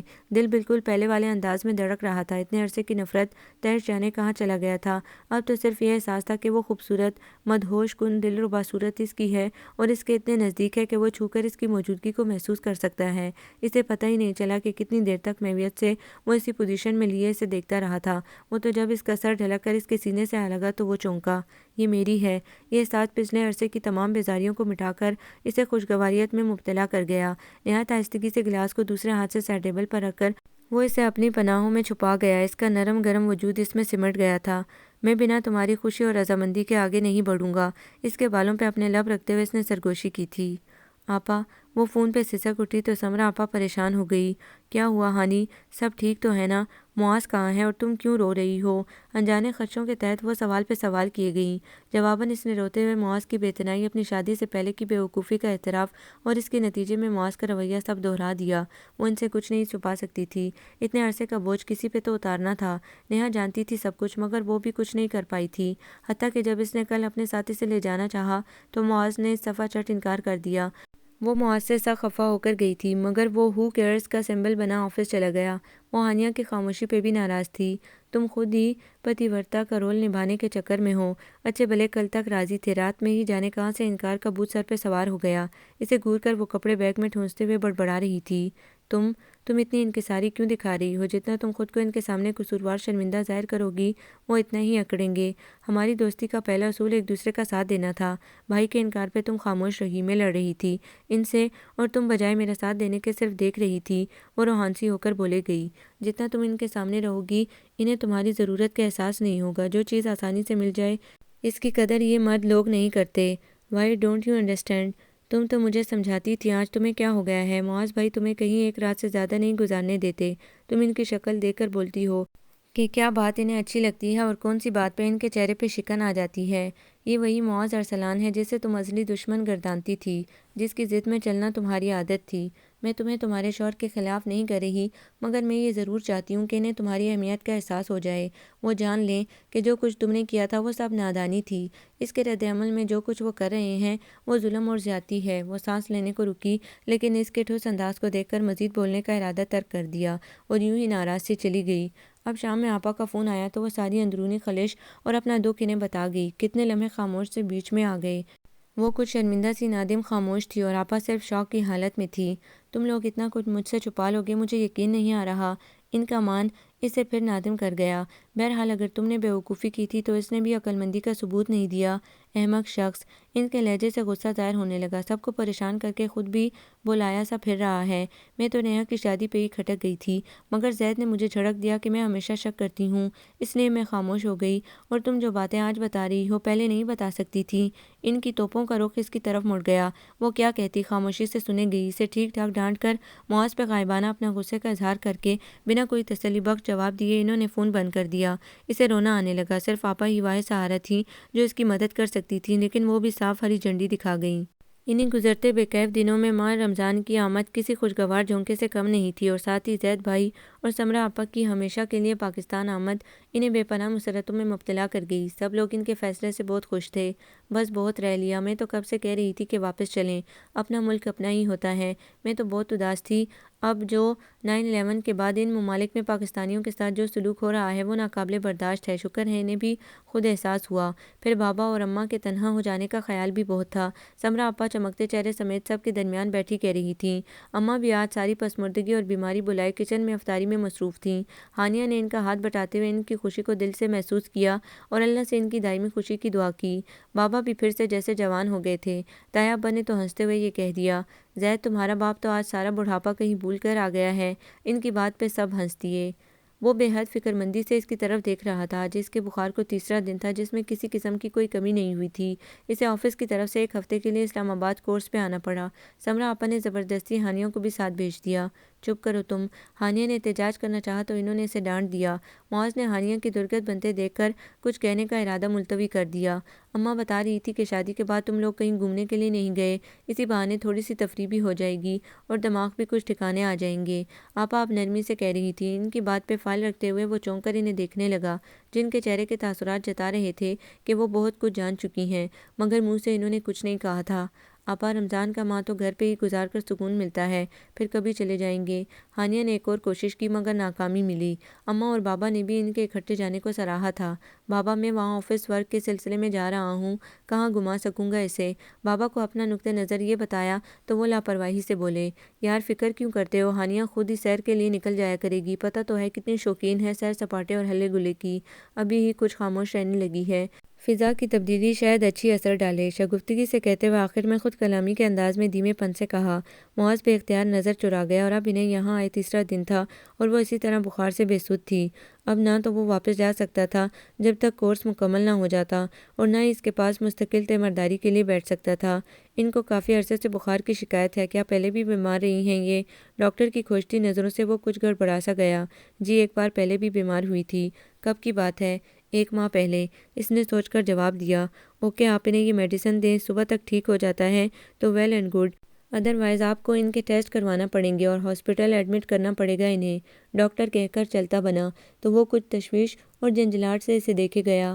کیا تھا جو وہ اسے ساتھ لے کر نہ آتا؟ مکمل توجہ سے وہ اپنا کام بھی نہیں کر سکتا تھا، اس کی بیماری الگ فکر مند کر رہی تھی۔ آپا بھی نہ، بس اسے سمرہ آپا پہ غصہ آنے لگا۔ اماں، اس نے بے چینی سے سر پٹکا۔ وہ چونک کر اس کی طرف متوجہ ہوا۔ ہانیہ، کچھ چاہیے؟ کتنی عجیب بات تھی کہ زندگی میں پہلی بار بھی وہ اس کے قریب تب آیا تھا جب وہ بیمار تھی، اور دوسری بار بھی اس وقت ہانیہ نے اپنی سرخ آنکھیں کھول کر بے تاثر انداز سے اپنے اوپر جھکے معاذ کو دیکھا، پھر نفی میں سر ہلا کر آنکھیں بند کر لیں۔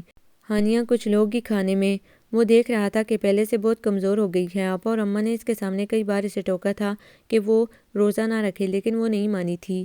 اب بھی وہ غیر محسوس انداز میں بنا کھائے پیے افطاری تک بے سود گزار دیتی تھی۔ وہ خود کو سزا دے کر نہ جانے کیا ثابت کرنا چاہتی تھی۔ وہ پھر جھنجھلانے لگا۔ شام تک اس کے 2-3 بار اصرار کے باوجود وہ کچھ بھی لینے پہ آمادہ نہیں ہوئی اور اس کا ضبط جواب دے گیا۔ افطاری اس نے کمرے میں ہی منگوانی تھی۔ اب تو کچھ لے لو، اذان کا ویٹر بتا گیا تو روزہ کھولنے کے بعد وہ پھر اس کی طرف متوجہ ہو گیا، جس نے بنا جواب دیے اپنا منہ موڑ لیا۔ یہ لو، پھر دوائی بھی لینا ہے تمہیں۔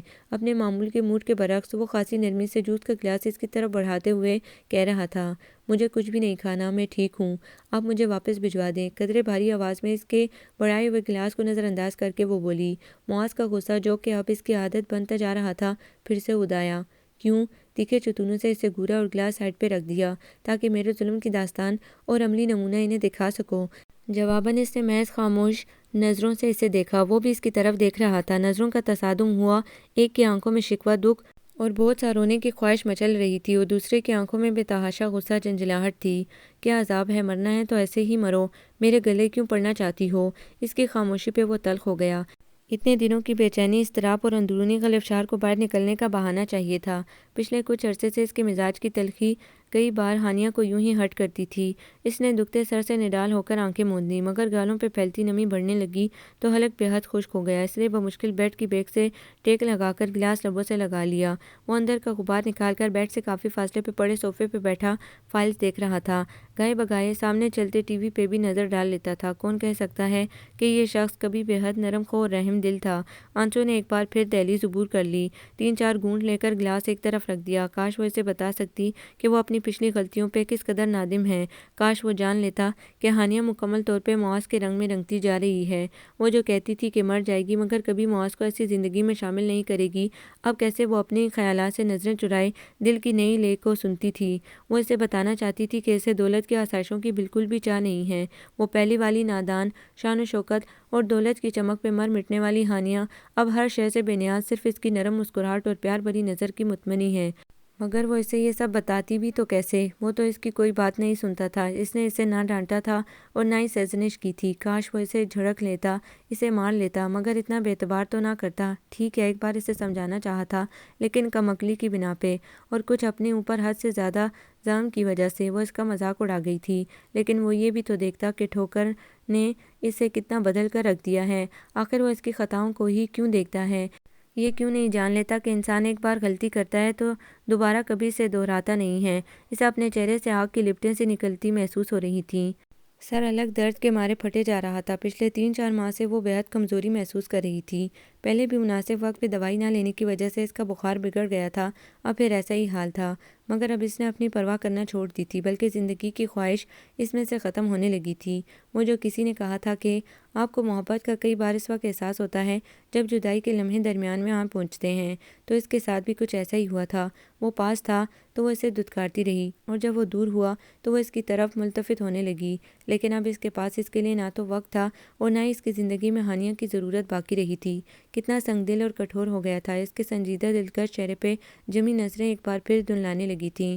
کتنی دیر سے وہ اس کو فوکس کیے ہوئے تھی۔ اگر پہلے والے حالات ہوتے تو حسب عادت وہ فوراً اس کی چوری پکڑ کر ان جاندار مسکراہٹ اس پہ اچھال دیتا۔ وہ دکھ سے سوچ کر رہ گئی، اس نے خود اپنے ہاتھوں اپنی خوشی گنوائی تھی۔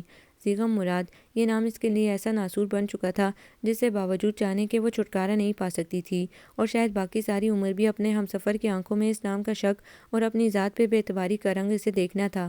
بخار کی شدت نے ایک دم سے زور پکڑا تو وہ کپ کپاتے وجود سمیت کمبل میں گم ہو گئی۔ کونے میں بیٹھا وجود اسی طرح اپنے کام میں مگن اس کی حالت سے بے خبر اور کسی حد تک اس پہ نظر ڈالنے کا روادار نہیں تھا۔ واپسی پہ 2 خوشخبریاں ان کی منتظر تھی۔ نیہا کے ہاں پیارے سے فائق کی پیدائش، اور بابا اماں کی تایا ابا اور تائی اماں کے ہمراہ عمرے کی ادائیگی کے لیے روانگی۔ انہوں نے عید الفطر کے بعد واپس آنا تھا۔ جس دن ہانیہ اور معاذ پہنچے اس سے اگلے دن ان کی فلائٹ تھی۔ یہ تمہیں کیا ہو گیا ہے ہانی؟ وہ فائق کو گود میں لیے اسے پیار کر رہی تھی جب نیہا نے حیرت سے اسے پوچھا۔ اس کا اجڑا حلیہ، بے رنگ سے بال جو پہلے ہمیشہ کٹنگ میں اور خاصے چمکیلے ہوئے تھے، آنکھوں کے نیچے پڑے ہلکے اور زرد رنگ جسے برسوں کا بیمار ظاہر کر رہے تھے۔ لوگ تو ہنی مون سے واپسی پہ خاصے فریش اور خوبصورت ہو جاتے ہیں اور تم اتنی ہی کمزور ہو کر آئی ہو۔ پہلے سوال کا جواب نہ پا کر وہ مزید دکھ سے گویا ہوئی تو اس نے فائق کو اس کے برابر احتیاط سے ڈالتے ہوئے لاپرواہی سے سر جھٹکا۔ کچھ نہیں ہوا یار، بس ذرا بخار ہو گیا تھا، اسی لیے ایسے اجاڑ حلیے میں نظر آ رہی ہو۔ صبح سے سب کو دیے جانے والا جواب ایک بار پھر دہرایا، مگر نیہا نے کوئی رسپانس نہیں دیا بلکہ خاموشی سے اسے دیکھے گئی۔ کیا ہوا نیہا؟ ایسے کیوں دیکھ رہی ہو؟ میں بالکل ٹھیک ہوں، تم اتنی مشکوک نظروں سے مجھے نہ گھورو، بلکہ اپنے برخوردار کی خبر لو جو رونے کی تیاری کر رہا ہے۔ دانستہ مسکراہٹ لبوں پہ سجا کر بلا مقصد طویل جملہ بولا۔ اس کی پھیکی بدرنگ مسکراہٹ کو دیکھ کر نیہا کو بے اختیار رونا آ گیا۔ کتنی چمکیلی اور دلکش ہنسی ہوا کرتی تھی اس کی کہ وہ کتنے پل اسے رشک سے دیکھتی رہتی تھی، اور اب ایک 1.5 سال کے عرصے میں وہی مسکراہٹ کتنی پسماردہ ہو گئی تھی۔ تم ہنسا مت کرو ہانی، خوف آتا ہے تمہیں دیکھ کر، وہ بے اختیار ٹوک گئی۔ ہانیہ اس کا مطلب سمجھ کر لب بھینچ گئی۔ وہ اسے کچھ نہیں بتانا چاہتی تھی، اب آپا سے اپنا دکھ شیئر کرنا چاہا تھا، مگر ان کے نو رسپانس رویے سے اتنی دل برداشتہ ہوئی تھی کہ اب کسی سے بھی کچھ کہنے کو دل نہیں کر رہا تھا، اسی لیے کتنے پل خاموش گزار کر وہ ہاسپٹل سے باہر آ گئی۔ سامنے سے گزرتے ہوئے رکشا کو ہاتھ دے کر اماں کے گھر کا ایڈریس سمجھایا اور اندر بیٹھ گئی۔ اتنی سی مشقت سے ہی وہ یوں ہانپنے لگی جیسے صدیوں کا سفر طے کر آئی ہو، ٹانگوں سے جیسے جان نکلتی لگ رہی تھی اور سانس پھول چکا تھا۔ آنا تو معاذ کو بھی اس کے ساتھ تھا، مگر ایک ضروری میٹنگ کی وجہ سے وہ لیٹ ہو گیا تھا۔ وہ اس کی تاکید کے باوجود اکیلی نکل کھڑی ہوئی تھی۔ کہاں تھی تم؟ اور سیل فون کیوں آف ہے تمہارا؟ گیٹ پہ ہی گاڑی سے نکلتے ہوئے معاذ سے ٹاکرا ہو گیا جو خاصا پریشان تھا۔ ہاسپٹل گئی تھی، آہستگی سے جواب دے کر اپنے نڈال وجود کے ساتھ بمشکل قدم آگے کی طرف بڑھائے۔ میں نے تمہیں منع کیا تھا، اس کے باوجود، اور میں پاگلوں کی طرح کبھی ادھر اور کبھی گھر جا کر تمہیں تلاش کرتا رہا ہوں۔ اس کے سخت لہجے پہ وہ مڑ کر اسے دیکھنے لگی۔ میں نے کہیں بھاگ نہیں جانا اب، آپ جانتے ہیں، پھر اس قدر تردد کی ضرورت؟ ٹھنڈے لہجے میں جواب دے کر وہ برآمدے کی سیڑھیوں میں ہی بیٹھ گئی۔ اس جواب پہ وہ دکھ سے اسے دیکھ کر رہ گیا۔ وہ آج بھی اس سے اتنے ہی فاصلے پہ اور اتنی بدگمان تھی جتنی شروع سے تھی۔ وہ چاہتے ہوئے بھی اس دوری کو ختم نہیں کر پایا تھا۔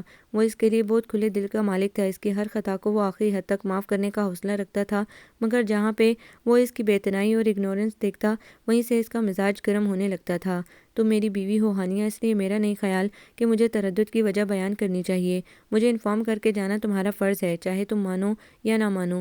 اس کے زرد چہرے پہ نظر جما کر وہ چبا کر بولا، فرض اور حق کی بات نہ کریں، اگر میں نے بھی یہ کھاتہ کھول لیا تو حساب کتاب میں الجھ کر رہ جائیں گے۔ آج وہ شادی کے بعد پہلی بار اتنے طویل جملے ادا کر رہی تھی۔ پھر بھی میں آپ سے معذرت کرتی ہوں کہ میری وجہ سے آپ ڈسٹرب ہوئے، آئندہ میں خیال رکھوں گی۔ یہ وہ ہانیہ تو نہیں تھی جو اپنی غلطی ہونے کے باوجود معاذ کی نشاندہی پہ نہ صرف تڑپ اٹھتی تھی بلکہ اسے وہ بے باؤ کی سناتی تھی کہ وہ آئندے کے لیے اس سے ٹوکنے سے توبہ کر لیتا تھا، بلکہ کئی بار تو اس کی شرارتوں کا خمیازہ اسے بھگتنا پڑتا تھا، اور وہ منہ پہ ہاتھ رکھے بابا کی ڈانٹ سنتے معاذ کو دیکھتے ہوئے ہنسے چلی جاتی تھی۔ اسے یاد تھا کہ ایک بار حسب عادت ساتھ والے مرزا صاحب کے سائیکل کی ہوا اس نے نکالی تھی۔ وہ اس وقت باہر کھڑے طارق سے بات کر رہا تھا اور اس کی حرکت سے بے خبر تھا۔ وہ تو جب واپسی کے لیے مڑا تو مرزا انکل نے کڑے تیوروں سے نہ صرف اس پہ الزام لگا دیا بلکہ کافی عرصے سے دوپہر کو ہونے والی ان کے دروازے پہ بلا وجہ کی دستک کا سبب بھی اسے ٹھہرایا۔ حالانکہ یہ حرکت ہانیہ روز اسکول سے واپسی پہ کرتی تھی، وہ ابھی ان الزامات پہ بوکھلایا کھڑا تھا کہ بابا کی آمد سونے پہ سہاگا کا کام کر گئی۔ وہ چونکہ ہانیہ کو ہر ڈانٹ سے بچانے کی کوشش کرتا آیا تھا، اسی لیے اب بھی سر جھکائے بابا کا غصہ اور ڈانٹ سنتا رہا۔ گرمیوں کی طویل دوپہروں میں دو گھر چھوڑ کر اکبری خالہ کے گھر میں لگے ان کے مرحوم شوہر کی نشانی اور ان کے جان سے عزیز آم کے واحد پیڑ سے کیریاں توڑنا بھی اس کا پسندیدہ مشغلہ تھا، جس کا خمیازہ بھی اکثر و بیشتر وہی بھگتتا تھا، کیونکہ سب جانتے تھے کہ معاذ دوپہر کو نہیں سوتا، اسی لیے اکبری خالہ کا پہلا شک ہی اس پہ جاتا تھا۔ مگر اب اس کی اتنی جلدی ایکسکیوز کرنے پہ وہ حیران سا کھڑا تھا۔ وہ سر جھکائے اپنی انگلیوں کو ایک دوسرے میں پھنسائے ہاتھوں کو گھور رہی تھی۔ تم نے میڈیسن لی؟ وہ جلدی اس فیض سے خود کو نکال لایا۔ اس کا جواب نہ دینا اسے تپا گیا کہ وہ پھر ڈنڈی مار گئی ہے۔ اس طرح مجھے ستا کر تم کیا ثابت کرنا چاہتی ہو؟ پہلے بھی تم نے لاپرواہی کی اور اس کا نتیجہ بھی دیکھ لیا۔ تمہاری ٹیسٹ رپورٹس کچھ اتنی حوصلہ افزا نہیں ہیں۔ اب مجھے بتاؤ کہ تم کیا چاہتی ہو؟ وہ زچ ہو گیا۔ ہانیہ نے اب بھی نظر اٹھا کر نہیں دیکھا۔ اسی وقت معاذ کے سیل فون کی بپ بجی تو وہ اس کی طرف متوجہ ہو گیا۔ ہاں اعظم بولو۔ سیل فون کان سے لگایا۔ او نو یار، یہ کنسائنمنٹ تو کل ہر حال میں پہنچانی تھی۔ ٹھیک ہے میں آتا ہوں، اور اس ایڈ کا کیا بنا؟ مفضل کو سائن کیا تھا، وہ کچھ پریشان سا کہہ رہا تھا۔ ہانیہ نے ایک لحظ کے لیے نظر اٹھا کر دیکھا۔ بالوں میں انگلیاں پھنسائے وہ خاصی فکر مندی سے دوسری طرف کی بات سن رہا تھا۔ Okay, I am just coming, تم اس ایڈ کے لیے اسے کٹ کر دو، میں شوٹ کرواؤں گا۔ دوسری طرف سے جانے کیا کہا گیا تھا کہ وہ دھیمے سے مسکرا دیا۔ ہانیہ نے ایک بار پھر بغور اس کا جائزہ لیا۔ آج وہ اسے کتنے عرصے کے بعد مسکراتے ہوئے دیکھ رہی تھی۔ میں ذرا آفس تک جا رہا ہوں، تم پلیز کچھ کھا کر دوا لے لینا، قدرے نرم لہجے میں اس نے کہا، اور اس کا جواب سنے بغیر عجلت میں مڑا اور ہاں کچھ سوچ کر پلٹا، تم آج یہیں رہ لینا، مجھے ہو سکتا ہے رات میں دیر ہو جائے۔ ہانیہ نے محض سر ہلایا تو وہ مطمئن سا باہر نکل گیا۔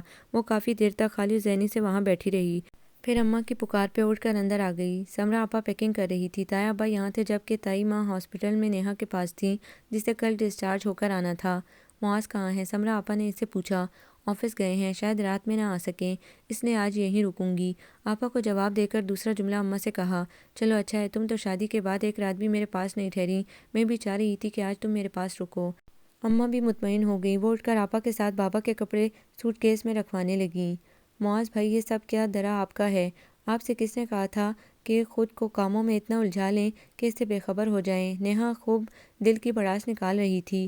مجھے بتائیں ذرا، میں نے آپ سے ایک بار پہلے بھی کہا تھا نا کہ آپ کی جاب اتنی اچھی ہے، سکون سے زندگی گزر سکتی ہے، پھر آپ میں جانے کہاں سے کچھ اور کی ہوس آ گئی۔ ہماری تربیت تو کبھی بھی ان خطوط پہ نہیں ہوئی تھی کہ جس میں دولت کو سب کچھ مان کر سارے رشتوں کو پیچھے چھوڑ دیا جائے۔ وہ اسے آڑے ہاتھوں سے لے رہی تھی۔ معاذ خاموشی سے صرف سن رہا تھا، اپنا قصور تھا اس لیے چپ تھا۔ اب آپ بتائیں کہ ماڈلنگ کرنے کی کیا تک بنتی تھی، جب آپ کو معلوم بھی ہے کہ کسی کو بھی آپ کا یہ اقدام پسند نہیں آئے گا، ابا اور چچا جان کو بھی دکھ ہوگا کہ جس لائن سے آپ کو منع کیا ہے آپ نے پھر وہی راہ اپنائی۔ کہہ تو رہا ہوں کہ مجبوری تھی اور اس کمپنی نے ہر حال میں 2 دن میں ایڈ مکمل کرانا تھا، اسی لیے جب مفضل نے ان ڈیٹس میں آنے سے انکار کر دیا تو پھر کمپنی کے مینیجنگ ڈائریکٹر نے مجھ سے کہا۔ خاصی بے بسی سے ایک بار پھر تفصیل دہرائی۔ پھر اب بکتیے بھی، ابا وغیرہ عید سے تیسرے دن آ رہے ہیں اور وہ بری طرح ناراض ہیں سب سے۔ اس دفعہ تو سمرا آپا اور زید بھائی کو بھی کسی خاطر میں نہیں لا رہی۔ ایک چھوٹے سے واقعے کو لے کر آپ نے اپنا پچھلا 1.5 سال برباد کر دیا، اس کو ذہنی اور جسمانی لحاظ سے اتنا کمزور کر دیا کہ وہ پہچانی نہیں جاتی۔ مجھے سمجھ نہیں آتی کہ آپ مرد لوگ جب محبت نبھانا نہیں جانتے تو جتاتے کیوں ہیں؟ میں نے کب اظہار کیا؟ وہ سٹ پٹایا۔ چلو جی، بات ہی ختم، وہ طنزیہ انداز میں بولی۔ پھر شادی میں اس قدر جلدی کرنے کی کیا وجہ تھی؟ اور ہانیہ کی ہر قسم کی بدتمیزیاں برداشت کرنا کس زمرے میں آتا ہے؟ یار کیا ہے، پوری ڈکٹیٹر بنی ہوئی ہو۔ میں مان رہا ہوں کہ مجھے زندگی میں پہلی دفعہ اس پہ بہت غصہ آیا تھا، مگر بخدا میں نے کبھی اسے غلط کریکٹر کا نہیں سمجھا، اور اسی تیش میں آ کر میں نے اس کے ساتھ اپنا بھی بہت سا وقت ضائع کر دیا۔ میرے لہجے میں تلخی اور گرمی آ گئی، میرا رویہ بھی خاصا نامناسب رہا ہے، پر اب مجھے کسی طرح اس سے معافی تو دلوا دو۔ بہت خفا ہے وہ، میں کیا کر سکتی ہوں؟ اب تو وہ مجھ سے بھی نہیں بولتی، اور یہ تو مجھے اب پتہ چلا ہے کہ وہ آپ سے بہت عرصے سے اس ایک نکتے پہ ناراض ہے کہ آپ شوبز میں کیوں گئے، اور آپ کی چڑ میں اس نے بھی زیغم مراد جیسے کمینہ فطرت شخص کی باتوں میں آ کر اس طرف آنا چاہا تھا، ورنہ وہ خود شاید کبھی بھی ایسا نہیں سوچتی۔ معاذ کے اعترافات پہ وہ پرسکون ہو گئی، اس لیے خاصے کھل کر اس کا پوائنٹ آف ویو بھی پہنچایا۔ معاذ نے چونک کر اسے دیکھا، پھر جیسے سب سمجھ آنے پہ بے ساختہ مسکرا دیا۔ آپ مسکرا رہے ہیں اب، اور وہ کمرہ بند کیے 2 دن سے بنا کھائے پیے ہوئے ہیں، بجائے اسے باہر نکال کر کچھ کھلائیں پلائیں اور ایکسکیوز کریں۔ آپ خاصے مطمئن سے کھڑے ہیں، کہیں ایسا تو نہیں کہ آپ بھی 90% مردوں کی طرح اپنی پسند حاصل کرنے کے بعد اسے لا تعلق ہونا چاہتے ہیں؟ وہ پوری طرح حق دوستی نبھا رہی تھی۔ لا حول ولا قوت، لڑکی تم مجھے ایسا سمجھتی ہو؟ اسے بری طرح گھور کر وہ اندر کی طرف بڑھ گیا کہ نیہا بدگمانیاں پالنے میں اپنی کزن کم دوست سے بھی 2 ہاتھ آگے تھی۔ او مائی گاڈ، یہ کیا کرنے لگی تھی؟ وہ اس کا ہاتھ پکڑ کر تعصب سے بولا۔ چھوڑیں میرا ہاتھ، وہ نظریں چراتے ہوئے کہہ رہی تھی۔ شعوری طور پہ یا لاشعوری اسے آپ کہہ کر مخاطب کرنے لگی تھی، حالانکہ شادی سے پہلے اماں سے کئی بار ڈانٹ کھا چکی تھی کہ وہ اپنے سے بڑے معاذ کو تم کہہ کر کیوں بلاتی ہے، اور اب اس نے بغور اس کا جھکا ہوا سر دیکھا خاصی الجھی ہوئی کترائی سی اور پرتکلف انداز اپنائے ہوئے تھی۔ اس نے گہرا سانس باہر نکالا۔ وہ شروع سے ہی شدت پسند تھی، جذبات میں آ کر اپنا بڑے سے بڑا نقصان کرنے سے بھی نہ چوکتی تھی، مگر وہ اپنی زندگی بھی داؤ پہ لگا دے اس کا اسے خیال نہیں تھا۔ کمرے میں داخل ہوتے ہوئے اس کی نظر سرد سے تکیے کے نیچے جاتے اس کے ہاتھ پر پڑی تھی۔ وہ اس کے گھبرانے پہ بھی مشکوک نہ ہوتا جو اگر اس کے ہاتھ میں موجود گولیوں کے پتے کی چھلک نہ دیکھ لیتا۔ تم کیوں کر رہی ہو ایسا؟ وہ خاصے تھکے انداز میں بیڈ پہ ہی بیٹھ گیا۔ میں جانتا ہوں کہ تم نے مجھے کبھی پسند نہیں کیا، میں نے اپنے دل کے ہاتھوں مجبور ہو کر، تم نے والدین کی خاطر یا پھر اس مجبوری کے تحت یہ شادی کی، اور میں نے تمہاری کمزوری سے ناجائز فائدہ اٹھایا، وہ دل گرفتی سے کہہ رہا تھا۔ ہانیہ نے تڑپ کر اس کی طرف دیکھا۔ اس کی سرخ شکوہ کناں نظروں نے معاذ کو بے ساختہ نظر چرانے پہ مجبور کر دیا۔ کتنے ہی تکلیف دہ خاموشی کے لمحے بیچ میں آ کھڑے ہوئے۔ ہانیہ نے آہستگی سے اپنا بازو چھڑایا۔ آپ مجھے کبھی نہیں سمجھ سکے، میں بری ہوں اور ہمیشہ آپ کی نظر میں بری ہی رہوں گی، برائی آواز میں کہہ کر پلٹی۔ معاذ اٹھ کر اس کے بالکل قریب آ گیا۔ اپنی حالت دیکھو، خوراک تم نے چھوڑی ہوئی ہے، کوئی دوا تم نہیں لیتی، ڈاکٹر کے پاس جانا تم نہیں چاہتی، پھر بتاؤ میں تمہاری ضد کو کیا نام دوں؟ اس کا چہرہ گھما کر آئینے کی طرف کر دیا۔ وہ ایک نظر اپنے مزمحل پیلے اور کمزور چہرے کو دیکھ کر سر جھکا گئی۔ تمہیں میرا اشتہار میں کام کرنا برا لگا ہے؟ اس سوال پہ بھی خاموش رہی۔ معاذ کا دل چاہا کہ وہ اسے جھنجھوڑ کر رکھ دے، وہ جو اپنے چہرے کے فریش اور جاندار تاثرات کی بنا پہ ہمیشہ مرکز نظر رہی تھی، اب اتنی بے تاثر اور سپاٹ رہتی تھی۔ ہانیہ پلیز، میری پہلی والی ہستی کھلکھلاتی ہوئی ہانی لوٹا دو۔ وہ ملتجی ہوا۔ اگر تم میرے ساتھ نہیں رہنا چاہتی تو میں بخوشی اس پہ بھی راضی ہو جاؤں گا، مگر پلیز مجھے اتنا یقین دلا دو کہ تم اپنے روپ کی ردا دوبارہ اوڑھ لوگی۔ میں تمہاری زندگی سے بہت دور چلا جاؤں گا، جہاں سے میرا سایہ بھی تمہیں نہیں ملے گا۔ دل کا درد دبائے وہ کہہ رہا تھا۔ اسے نہ جانے کیا ہوا کہ ایک دم اس کے بازو سے سر ٹکا کر پھوٹ پھوٹ کر رو دی۔ معاذ پہلے تو حیران سا کھڑا رہ گیا، لیکن جب اس کا رونا ناقابل برداشت ہو گیا تو اسے آہستگی سے خود میں سمیٹ لیا۔ تم بس اتنا ہی جان پائی مجھے، کبھی تو اندر جھانک لیا ہوتا تو پتہ چلتا کہ میری ساری ضد بازی صرف تم سے ہی کیوں چلتی تھی۔ ٹھیک سمجھا تم نے کہ مجھے تمہارا اس گلیمر کی زندگی میں جانا بالکل پسند نہیں ہے، نہ اب اچھا لگا اور نہ ہی پہلے۔ وہ سسکوں کے درمیان بول رہی تھی۔ وہ اس کے بالوں میں انگلیاں چلاتے ہوئے پوری توجہ سے اسے سن رہا تھا۔ اس اعتراف پہ بے ساختہ دلکش مسکراہٹ ہونٹوں پہ ٹھہر گئی۔ عورت واقعی کبھی منہ سے اپنی محبت کا اظہار نہیں کرتی، ہمیشہ ڈھکے چھپے انداز میں ظاہر کرتی ہے، اور مرد اگر عقلمند ہو تو فوراً سمجھ لیتا ہے، ورنہ پھر ساری عمر خود بھی بھٹکتا ہے اور اسے بھی راہ سے بھٹکاتا ہے۔ اسے اس بات پہ یقین آ گیا تھا، اور تم اس حد تک پہنچ گئی کہ اپنی صحت بھی برباد کی اور خودکشی کے لیے بھی تیار ہو گئی، تو اور کیا کرتی؟ تم مجھے اتنا ناقابل اعتبار سمجھتے تھے، مجھے دولت کی پجارن سمجھ کر میرے لیے دولت کے ڈھیر لگانے شروع کر دیے، وہ خفگی سے کہہ رہی تھی۔ معاذ نادم سا ہو گیا۔ اور مجھے بالکل بھلا دیا، میری کوئی وضاحت نہیں سنی۔ میرے لیے تم کل بھی وہی معصوم پاکیزہ میری خوبصورت چاہت تھی، اور آج بھی تم وہی ہو۔ غلط سوچوں نے تمہیں برباد کر دیا ہے، تم ہر معاملے میں انتہا پسند ہو۔ میں مانتا ہوں کہ گزرے عرصے میں نے بہت سی خلاف مزاج عادات اپنا لی تھیں، جس میں لہجے کی سختی اور بیگانہ پن نمایاں تھا، مگر تم نے بھی تو کبھی میرے قریب ہونے کی کوشش نہیں کی۔ اس شکوے پہ وہ سر جھکا گئی۔ قصوروار ہم دونوں ہی رہے ہیں، چلو میں زیادہ غلطی پہ تھا۔ اس کے گھورنے پہ فوراً پینترا بدلا تو وہ ہنس پڑی۔ وہ کتنے پل محویت سے اسے دیکھے گیا۔ تمہیں پتہ ہے تمہاری ہنسی بہت خوبصورت ہے۔ وہ بے اختیار جھیم کر اس کی گرفت سے نکلی۔ آپ کوئی سائیڈ بزنس نہیں کریں گے؟ صرف جاب ہوگی؟ مجھے کوئی ضرورت نہیں ہے اتنے سارے پیسوں کی، وہ بالکل پہلے والے انداز میں دھون سے بولی۔ یار یہ ظلم تو نہ کرو، وہ کراہا۔ اچھا ایسا کرتے ہیں کہ درمیانی راستہ نکال لیتے ہیں، میں ایڈورٹائزنگ کمپنی سے اپنے شیئرز نکال لیتا ہوں، مگر لیدر کا بزنس تو کرنے دو۔ چلیں ٹھیک ہے، وہ فوراً مان گئی۔ ویسے بھی کمپنی چلانے کی صورت میں مجھے آپ سے دھڑکا ہی لگا رہنا ہے، اور میں اب مزید کوئی بدگمانی نہیں پالنا چاہتی۔ وہ اس کا اشارہ سمجھ کر پھر ہنس پڑا۔ اچھا اب کیا ارادہ ہے؟ کیا مطلب؟ وہ چونک کر اسے دیکھنے لگی۔ وہی چاند نظر آ گیا ہے اور کل عید ہے، اس نے وضاحت دی۔ اچھا مجھے تو پتہ ہی نہیں چلا، تم 2 دن سے تو کمرے میں بند ہو۔ آج مجھ سے پرومس کرو کہ زندگی میں جیسے بھی حالات آئیں تم نہ تو یوں بدظن ہوگی اور نہ ہی کبھی خود سے لاپرواہ ہوگی۔ اس کے زرد چہرے پہ نظریں جمائے وہ کہہ رہا تھا، ورنہ پھر مجھ سے گلہ مت کرنا کہ شوبز کے فریش چہروں کی طرف کیوں متوجہ ہو گیا ہوں۔ ہو کر تو دکھائیں، میں نے اب آپ کو بالکل ڈھیل نہیں دینی، ہر جگہ آپ کے ساتھ جاؤں گی میں۔ ریلی؟ تو پھر ابھی سے پریکٹس شروع کر دو اور میرے قریب آ جاؤ نا، سب کو ویسے بھی ہماری اولاد کی بڑی خواہش ہے، اسی بہانے یہ بھی پوری کر لیں گے۔ اس کی شرارت پہ وہ سرخ پڑ گئی۔ حد میں رہیں، میں باہر جا رہی ہوں سب کو چاند رات کی مبارک دینے، اور ہاں میں آج بھی گھر نہیں جاؤں گی، عید ہم یہیں منائیں گے۔ اسے پیش قدمی پہ آمادہ دیکھ کر فوراً کہا، نہیں یار پھر تو بہت مشکل ہو جائے گی، یہاں تو تم ہاتھ نہیں آؤ گی اور میں اب مزید صبر نہیں کر سکتا، اس لیے اسی شرط پہ رکوں گا اگر تم اب باہر نہ جاؤ۔ وہ اسے اپنی طرف کھینچ چکا تھا۔ ہانیہ کی ہر مزاحمت بیکار ہو گئی۔ آپ کو یہ ناول کیسا لگا؟ کمنٹس میں اپنی رائے ضرور دیں۔ ہمارے چینل کو لائک کریں، سبسکرائب کریں، شیئر کریں۔